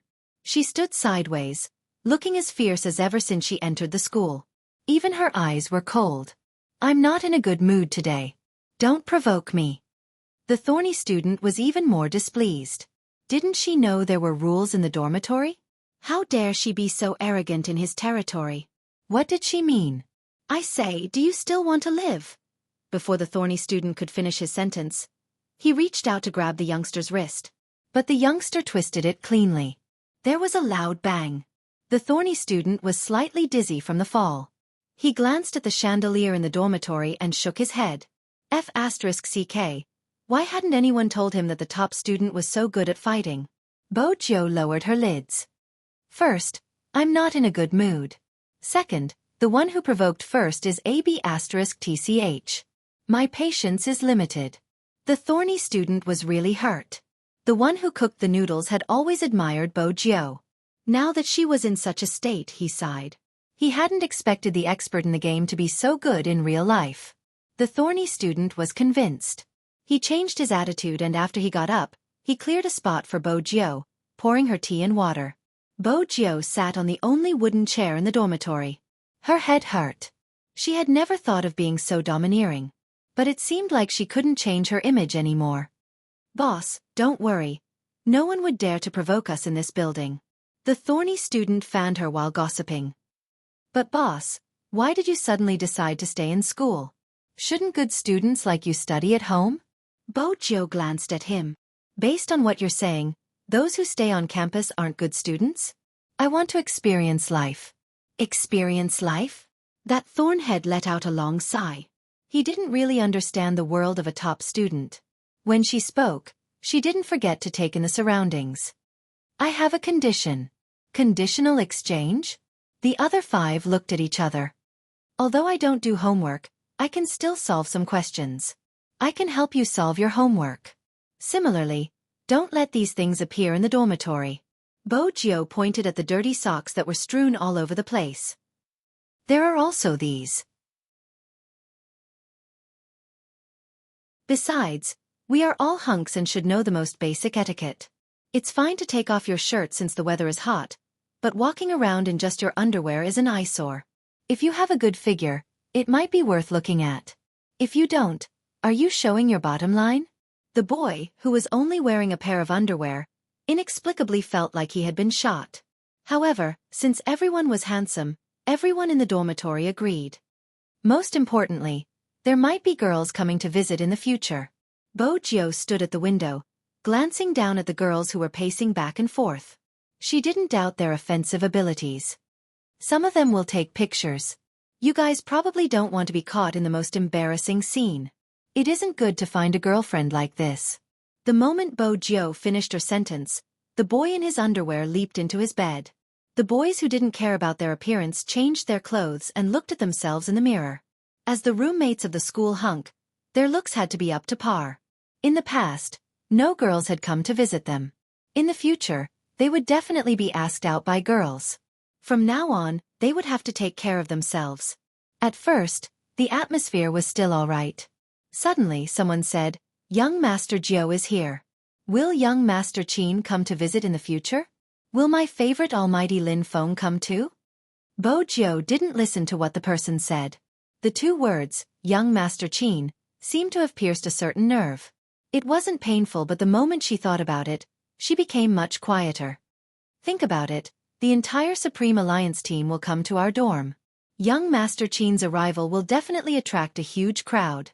The person was completely immersed in his own imagination. Bojo glanced up, her voice calm. He won't come. Ah! The people in the dorm were confused. Why did young Master Gio look like he had fallen out of love? No, they couldn't make wild guesses. In the past, they had thought that young Master Gio was definitely gay like the rumors said.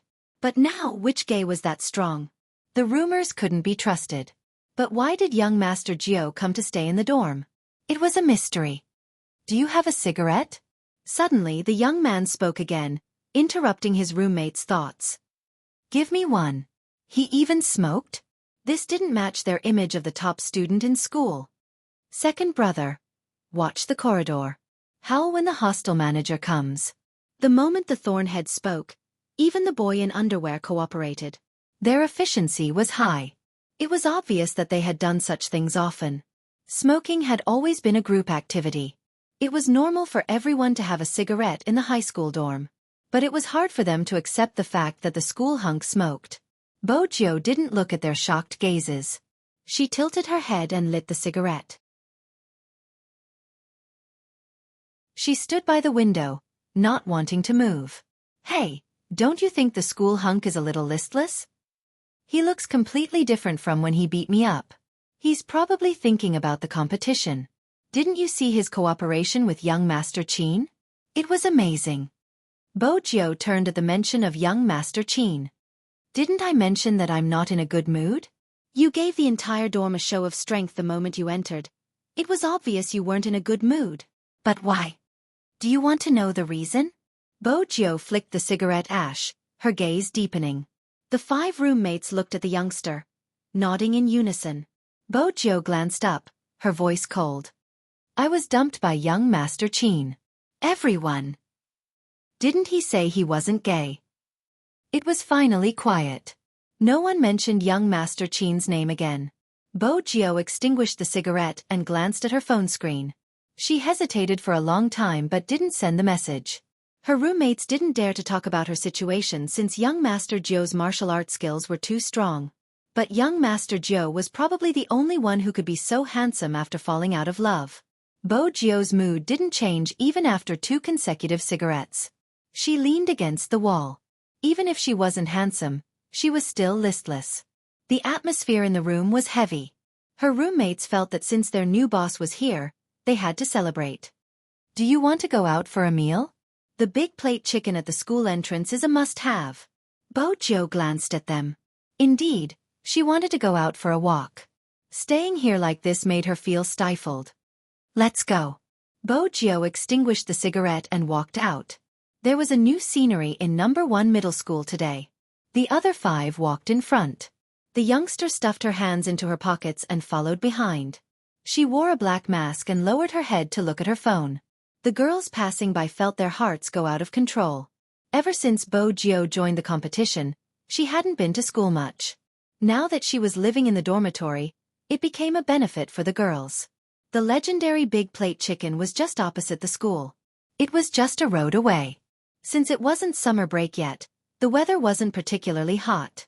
Setting up a stall outside the shop and enjoying the natural breeze while eating was a form of enjoyment for the male high school students. Beer was a must. Since she didn't have any lessons today, she was just living in the school. Thorny took a bottle of beer. Just as he was about to pour half a glass for Bo Jiao, the youngster took a bottle over. She bit down on it, opened the cap and gulped it down. The 5 roommates were stunned once more. They watched as the youngster drank without a change in expression. Their school hunk was indeed a ruthless character. They probably noticed that Bo Jiao was looking at her phone. Someone couldn't help but ask, Young Master Jiao, what are you looking at? Why are you so engrossed? Nothing. Bo Jiao closed the WeChat page and took another sip of beer. That person didn't think there was anything interesting on the phone. He couldn't understand why young Master Jiao was looking at an empty WeChat screen. This meal. Bo Jiao didn't eat much.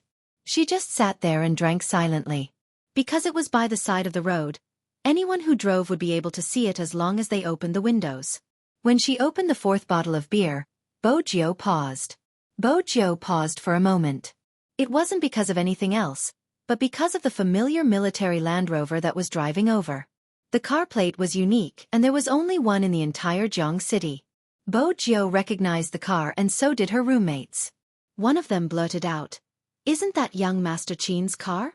Only then did he realize something and shut his mouth. It was indeed a car Qin Mo often took. The windows weren't closed. They could clearly see that handsome and aloof face. The driver noticed them and paused for a moment. "Young Master, it's young Master Jiao." Qin Mo glanced over at Bo Jiao and said calmly, "Let's go." The driver was puzzled. Usually, young Master would ask young Master Jiao to get in the car. But today, the roommates who were eating chicken were still thinking about young Master Qin's gaze. He must have looked over, but the next second, the Land Rover drove away. He turned back to look at the youngster's expression. Bo Jiao didn't say anything. She retracted her gaze and ordered another bottle of beer. The roommates were dumbfounded. If they continued drinking, the lovelorn person would be fine, but all of them would collapse. Honestly, the school hunk was a little scary when he was lovelorn. On the other side, the Land Rover was still driving forward. It wasn't going fast. Firstly, the driver was still in shock. Secondly, his young master's gaze was on the rear-view mirror. He didn't urge him to drive faster. Instead, he seemed to be waiting for someone. Chin Mo was indeed waiting for someone. He glanced at the rearview mirror, hoping to see the youngster chasing after him. But he didn't. He had glanced at his phone countless times today. He had told himself that as long as that person sent him a message, regardless of what was important to her, he would try not to be too domineering. Once again, reality hit him. That person didn't care about him at all. Feelings were similar to multiplication. As long as one side was 0, the result would be 0. Chin Mo tilted his head. His gaze lowered. The driver wasn't sure what his young master was thinking. He kept staring at the rearview mirror until they left the road. Then his gaze changed. However, it became even more lifeless. It was as though he had returned to the time when he had known young Master Joe. He wasn't interested in anything. His emotions were indifferent. His gaze was indifferent too. This kind of young master was really worrying. The scenery outside the car window retreated. Time trickled by. Bo Jio didn't continue drinking. She took out her wallet to settle the bill. She glanced at her roommate who was still vomiting in the corner. She stood there and lit another cigarette. She had never smoked so much before. Even when she was on her period, she would only smoke half a cigarette to relieve the pain. But it didn't seem right not to smoke. Perhaps she had never expected that person to treat her like an ordinary person, brushing past her with such an indifferent expression. Her heart tightened. This should be the lightest punishment. When the Almighty found out about her true identity, would he be 100 times colder? No one could predict it. She should do something else to stop herself from thinking about it. That way, it wouldn't be so boring.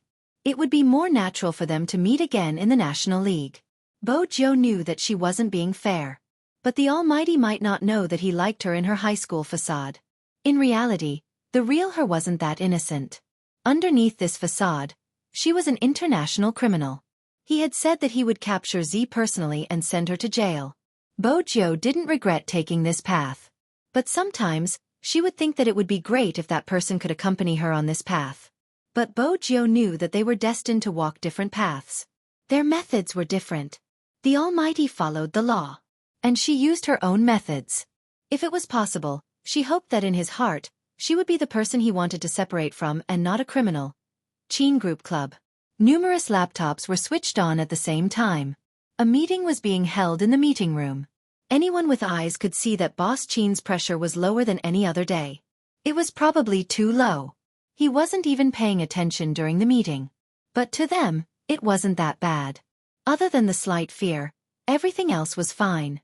The moment the words, meeting ended were heard, the managers fled the scene hurriedly. Feng Yi had wanted to talk to him about Little Spade, but from the looks of it, anyone who mentioned that name wouldn't have a good ending.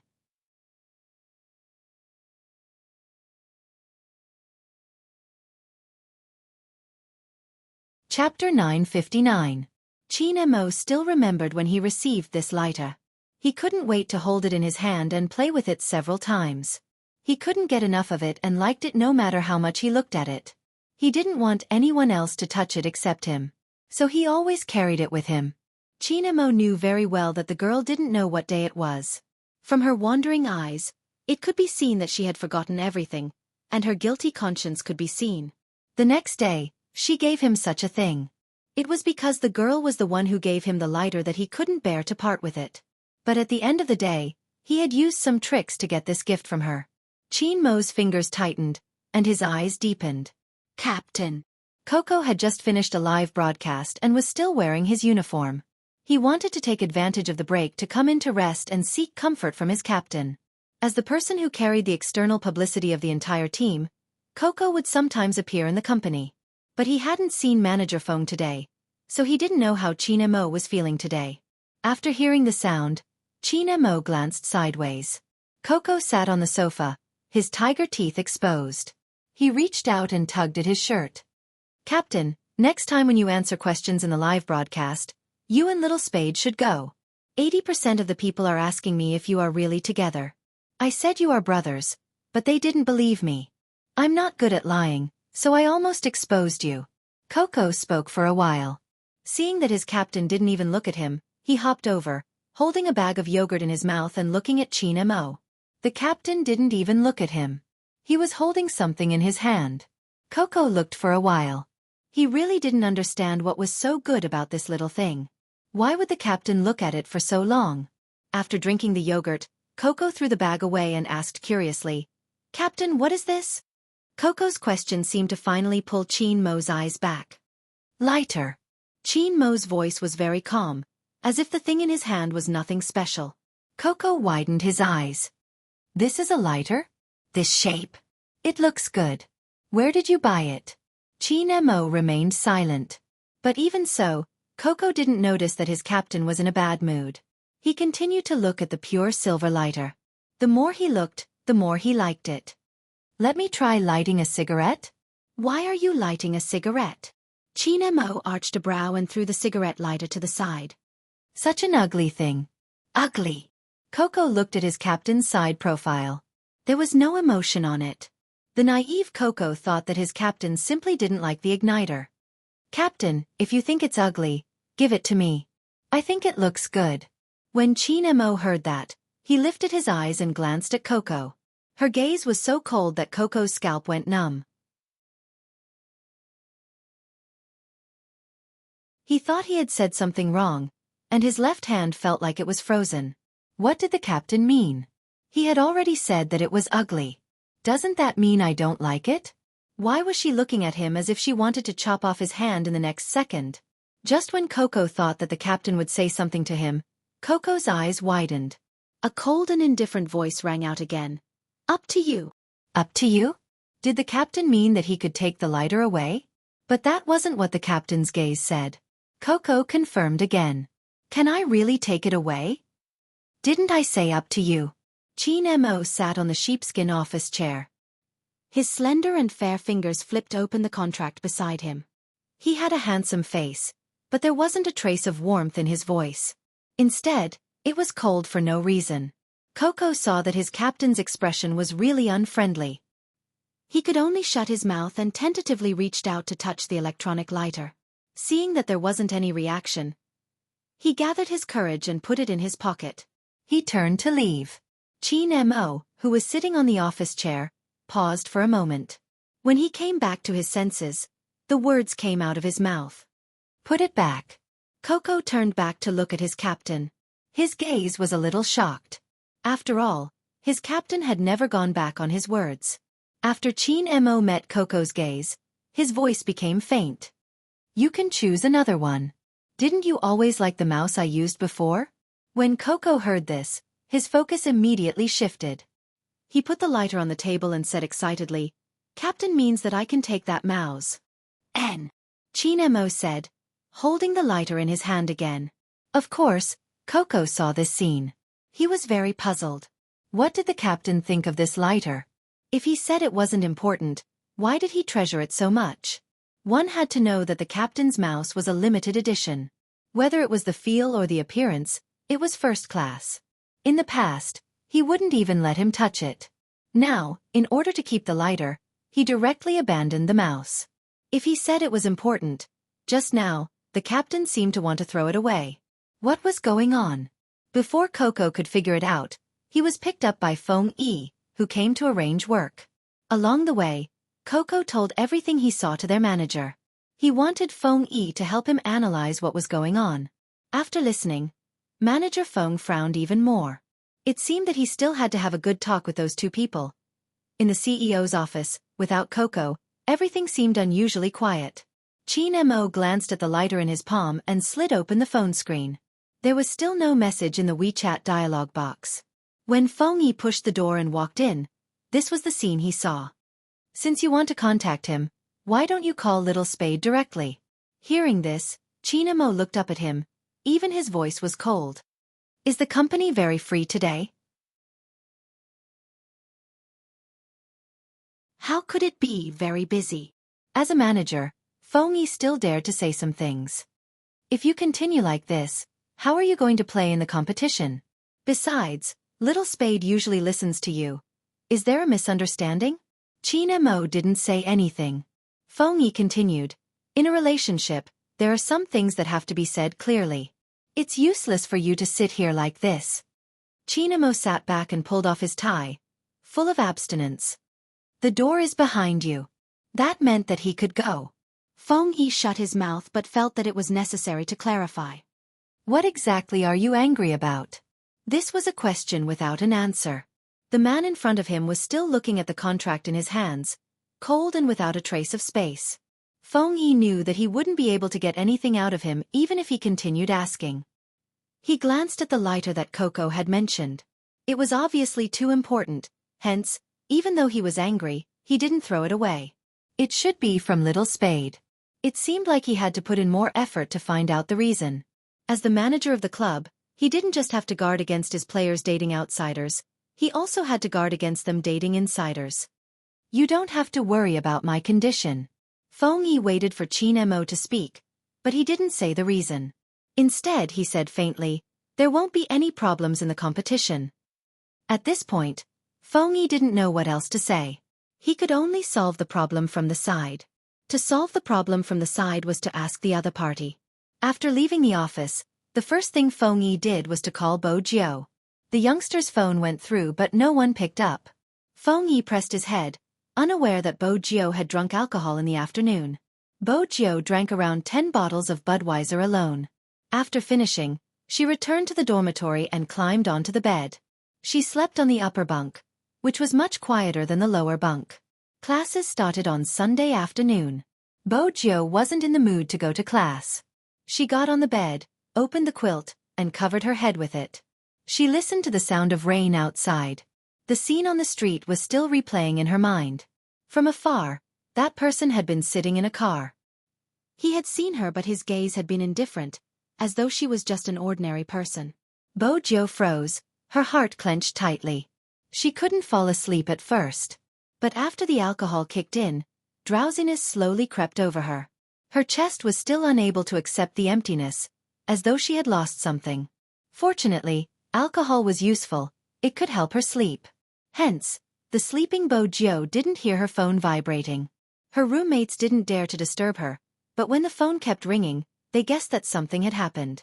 Thorny's roommates first looked at the caller ID. The name, Fox Feng, was especially eye-catching. But since it was the school hunk's phone, they didn't dare to touch it. They could only wait for the ringing to subside. The sleeping Bo Jiao was dreaming. Her dreams were filled with scenes from her childhood. When she woke up, there was no one in the dormitory. Everyone had probably gone to class. Bo Jiao lay on the bed, staring at the ceiling in a daze. During this period of time, Bo Jiao had been with Qin Mo ever since that day. The sight of no one in the room when she opened her eyes had become rare. Because every time she woke up, there would be someone by her side. But now, it was obvious that she wouldn't be able to enjoy such treatment anymore. Bo Jiao tilted her head. She was listless. Her movements weren't as agile as before. Coincidentally, the headmaster had brought someone from the student council to check on the dormitory. Classes had started but there were still students sleeping in the dormitory. Coincidentally, the school director came to inspect the dormitory with people from the student union.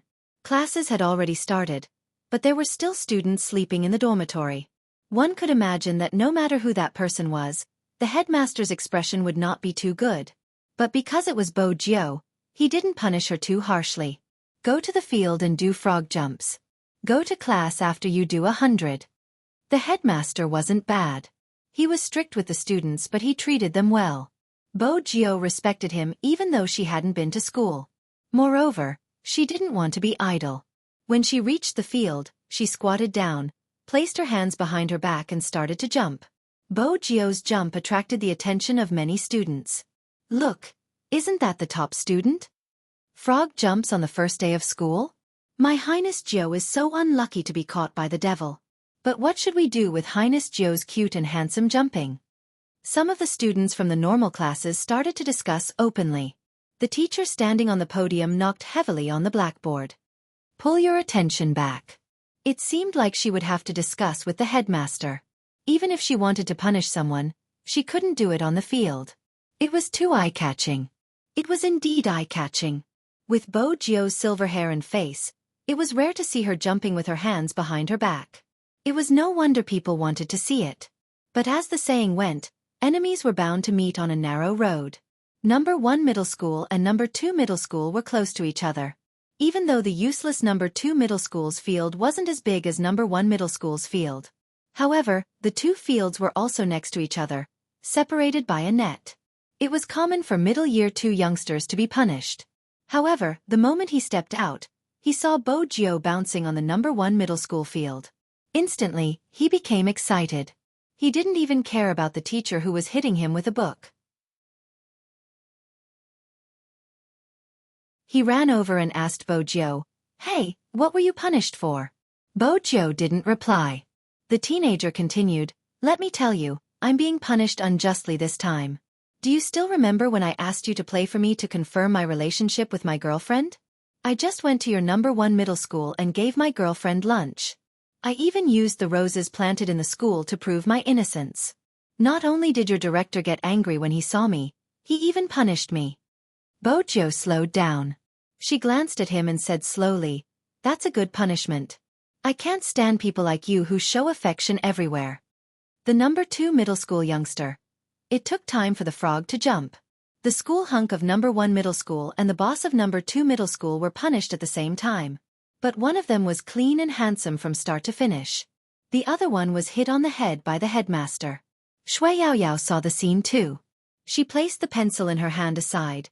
Her gaze on the youngster didn't retract. The school had to pass the test in order to successfully participate in the National League. Hence, Bo Jio had always been cooperative. The headmaster was satisfied with the youngster's attitude and didn't call his parents. Bo Jio was also glad that his parents weren't notified. After all, Qin Mo's name was written in her contact list. But after this time, even if he was notified, he probably wouldn't come. Bo Jio sat on the edge of the field. Bo Jio sat at the edge of the field, using the back of her hand to wipe the sweat that was dripping down her sharp chin. The fangirls couldn't control themselves. The teachers probably knew that no one was listening to this class. Everyone's attention was on the field. But Bo Jio's attention was on her phone. She couldn't be too presumptuous in front of the headmaster. She found a secluded place and wanted to call Manager Feng.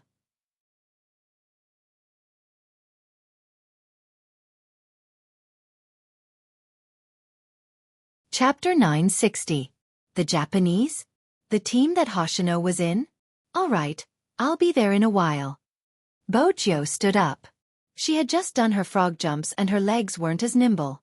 She knocked on the phone but didn't reply immediately. "Brother Mo, are you there?" Feng Yi glanced over at Qin Mo, who was putting on his uniform. He lowered his voice. "MH, I'm here." Bo Jio paused, listening to the faint voice from the other end of the phone. "Who are you talking to?" He didn't know why he felt guilty, so he directly hung up the phone. Feng Yi listened to the busy tone, meeting Qin Mo's gaze. His gaze was calm, carrying an indescribable depth. With Boss Qin's intelligence, he must have guessed who was on the other end. But for some reason, he didn't seem to understand. Boss Qin lowered his head and adjusted his sleeves, asking. Feng Yi coughed lightly. "It's Little Spade. The Japanese are here and they have to gather the entire team." Qin Mo didn't say anything else. As a manager who understood his team members' thoughts, Feng Yi added, "Little Spade said she'll be here in a while." Qin Mo stuffed a hand into his pocket, arching a brow. "Oh, she's so scared that she hung up on you. Are you sure she'll be here in a while?" Feng Yi coughed again. This time, it wasn't intentional but he really choked. He lowered his voice.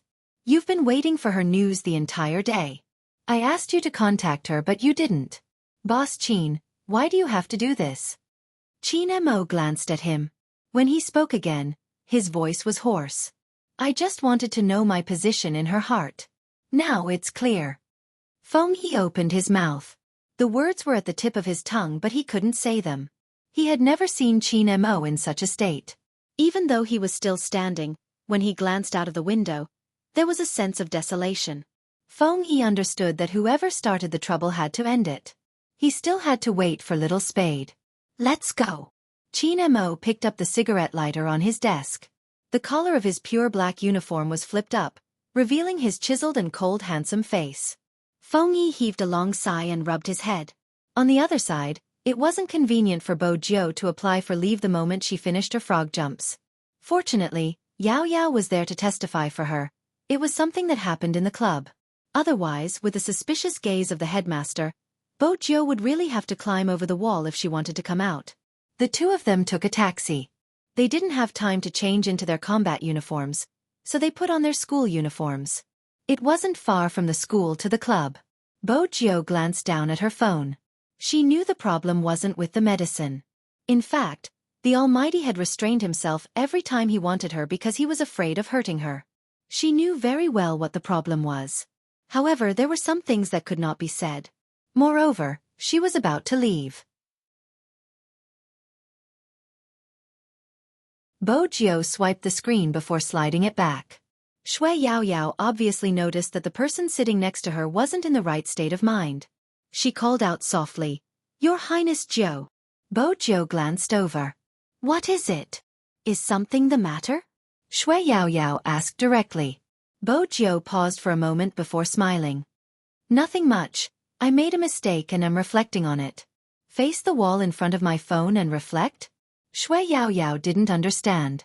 Bo Jiu glanced at the WeChat page again, thinking about how the person she was going to meet would treat her like a stranger. Her eyes dimmed and her silver hair drooped down. Shui Yao Yao paused. She didn't look like she was fine. But that was probably how Bo Jiu was.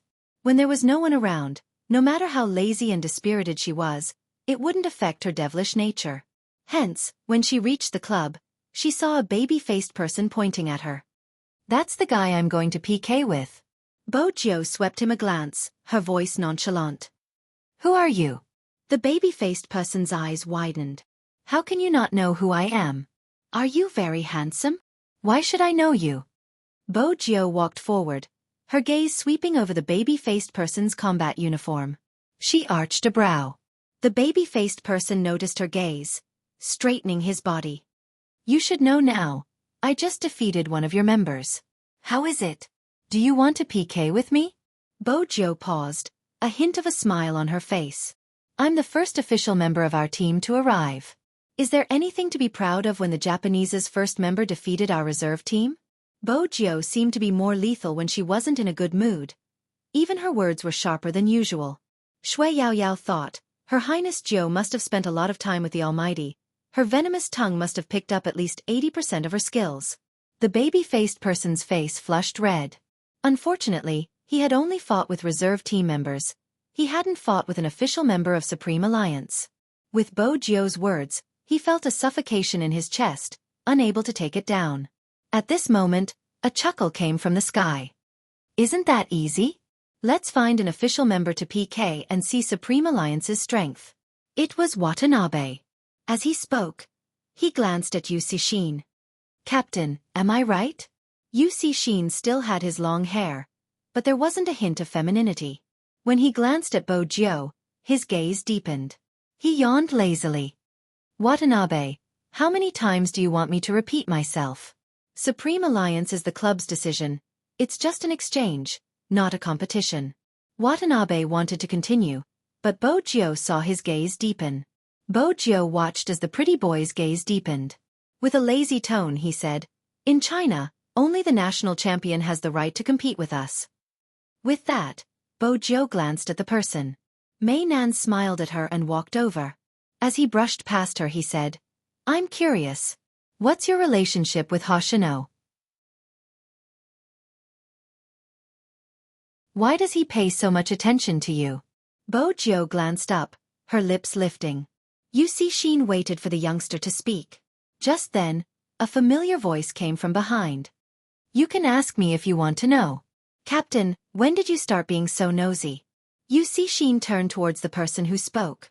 He was wearing the same uniform as him, his brows clear but his gaze was filled with warning. Yu Cixin chuckled. "All right, tell me, what do you see in him?" "I admire his gaming skills." Hoshino glanced at Yu Cixin. "I've said that before." Yu Cixin knew that Hoshino was starting to get unhappy. He didn't want to test his limits, so he stuffed his hands into his pockets. "It's just a joke. Why are you so serious?" Mr. Yu Cixin might have gone overboard with his joke. Another voice rang out. It was faint, slightly cold, and had a unique feel to it. Bo Jiu didn't turn. She felt a warmth coming from her wrist, with a faint fragrance and a hint of tobacco. The familiar scent surrounded her along with the warmth. The next second, she saw the beautiful curve of his jaw. "My teammate doesn't know your teammate," Chinemo said, glancing down at her. He glanced down at Bo Gio. "It's better not to make some jokes, don't you think?" Bo Gio caught a glimpse of something else in his eyes, but before she could get a clear look, the Almighty shifted his gaze away.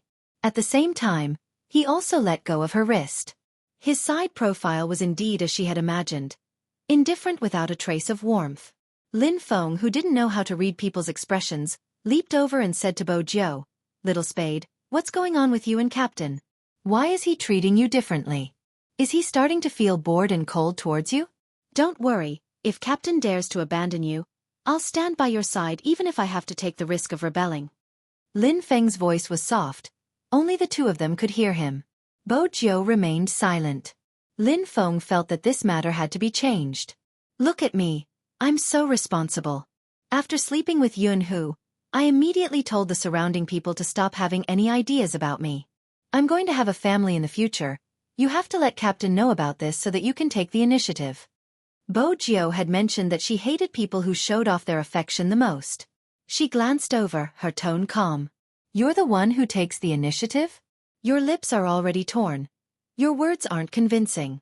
If you don't have the strength to resist Almighty Yun's kisses, just say it, I won't laugh at you."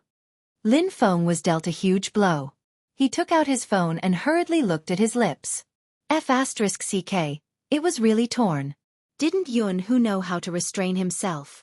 How was he going to brag like this? "Don't tell me you're like this in bed?" Bo Gio's final attack successfully petrified Lin Feng. When he regained his senses, Lin Feng watched the youngster's back view, his heart stifled. Why were some people like this when they were in a bad mood? Little Bo Gio wasn't happy. Ever since she entered, he hadn't even glanced at her.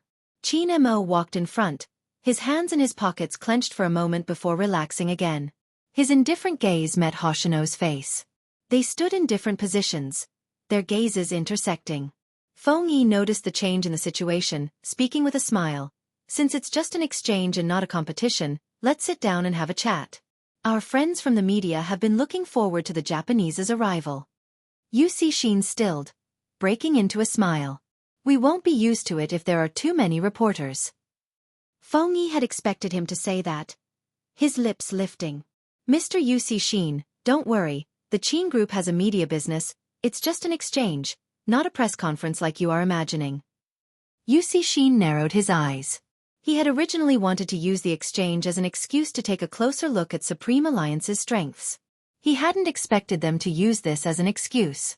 It was no wonder Supreme Alliance was the wealthiest team in the industry. Supreme Alliance's manager was indeed an unscrupulous businessman. Actually, that wasn't the only reason Feng Yi had called the media over. It was because of Qin Mo's abnormal state. The media was there to remind Boss Qin that even if they had a conflict, it couldn't be displayed in front of other teams. Both of them were able to keep their composure. But because of their composure, Feng Yi was worried they would explode. After all, no one had ever been able to guess young Master Qin's thoughts correctly. A meeting between two teams, one of which was the Japanese, would be newsworthy. Even if the entire Japanese team wasn't present, Hoshino and Yusi Shin represented the entire Japanese team. Their captain and vice-captain were world-class esports experts who rarely showed their faces. Every word would become a headline in esports. The doll-faced man couldn't be rash even if he wanted to compete with Bo Gio. Both teams were good-looking. Even if there was enmity between them, it wouldn't be displayed at such a moment. Etiquette was a basic rule of etiquette for both teams. Hence, it was a real exchange. Bo Gio wasn't interested in conversing. She sat very close to Hoshino and turned to glance at him. Hoshino could guess what she wanted to ask, sending a message over. "I found out about Rao Rong. I'll send you the information when I get back." Bo Gio replied, "Okay." The receptionist walked over with a tray of fruits and tea. Feng Yi had arranged for this to be a friendly gesture. But the moment the receptionist placed the tray in front of Bo Gio, Hoshino interrupted. Hoshino suddenly said, "She doesn't eat peaches." In that instant, the receptionist wasn't the only one who froze. Even Lin Feng and the others turned towards Hoshino. How did he know Little Spade didn't eat peaches? They had interacted with Little Spade for so long and yet, he didn't seem to eat peaches. After all, Little Spade wasn't a picky eater. Hoshino seemed familiar with something they didn't know. Even though Lin Feng was naive, he was still sensitive to such matters. Did they know each other? That was his first reaction. On Qin Mo's side, the hand holding the teacup froze. He lifted his eyes and looked at the youngster indifferently. Bo Jiu knew she couldn't let the Almighty see through her.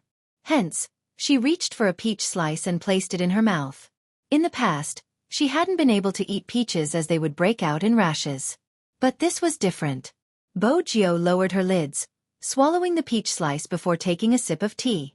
Hoshino's reaction was quick. He smiled naturally and added, "Watanabe, did you forget how you said it wasn't nutritious the last time you ate peaches?" Watanabe pointed to himself. Was that true? It seemed like there was, so he nodded. Everyone was enlightened. So he was referring to Watanabe. They had assumed Hoshino was referring to Little Spade. It was a beautiful misunderstanding. Qin Mo retracted his gaze. But he didn't release his grip. He knew it wasn't a misunderstanding. There was someone who knew him better than him. Or perhaps, you're tuning in to the Dreamy Chapters YouTube channel. We're so grateful for your support and don't forget to subscribe to join us on this incredible journey through captivating stories. Your generosity through donations truly makes a world of difference, as it's the primary source of revenue that allows me to expand and enhance this channel for you. Thank you from the bottom of my heart for being a part of this adventure.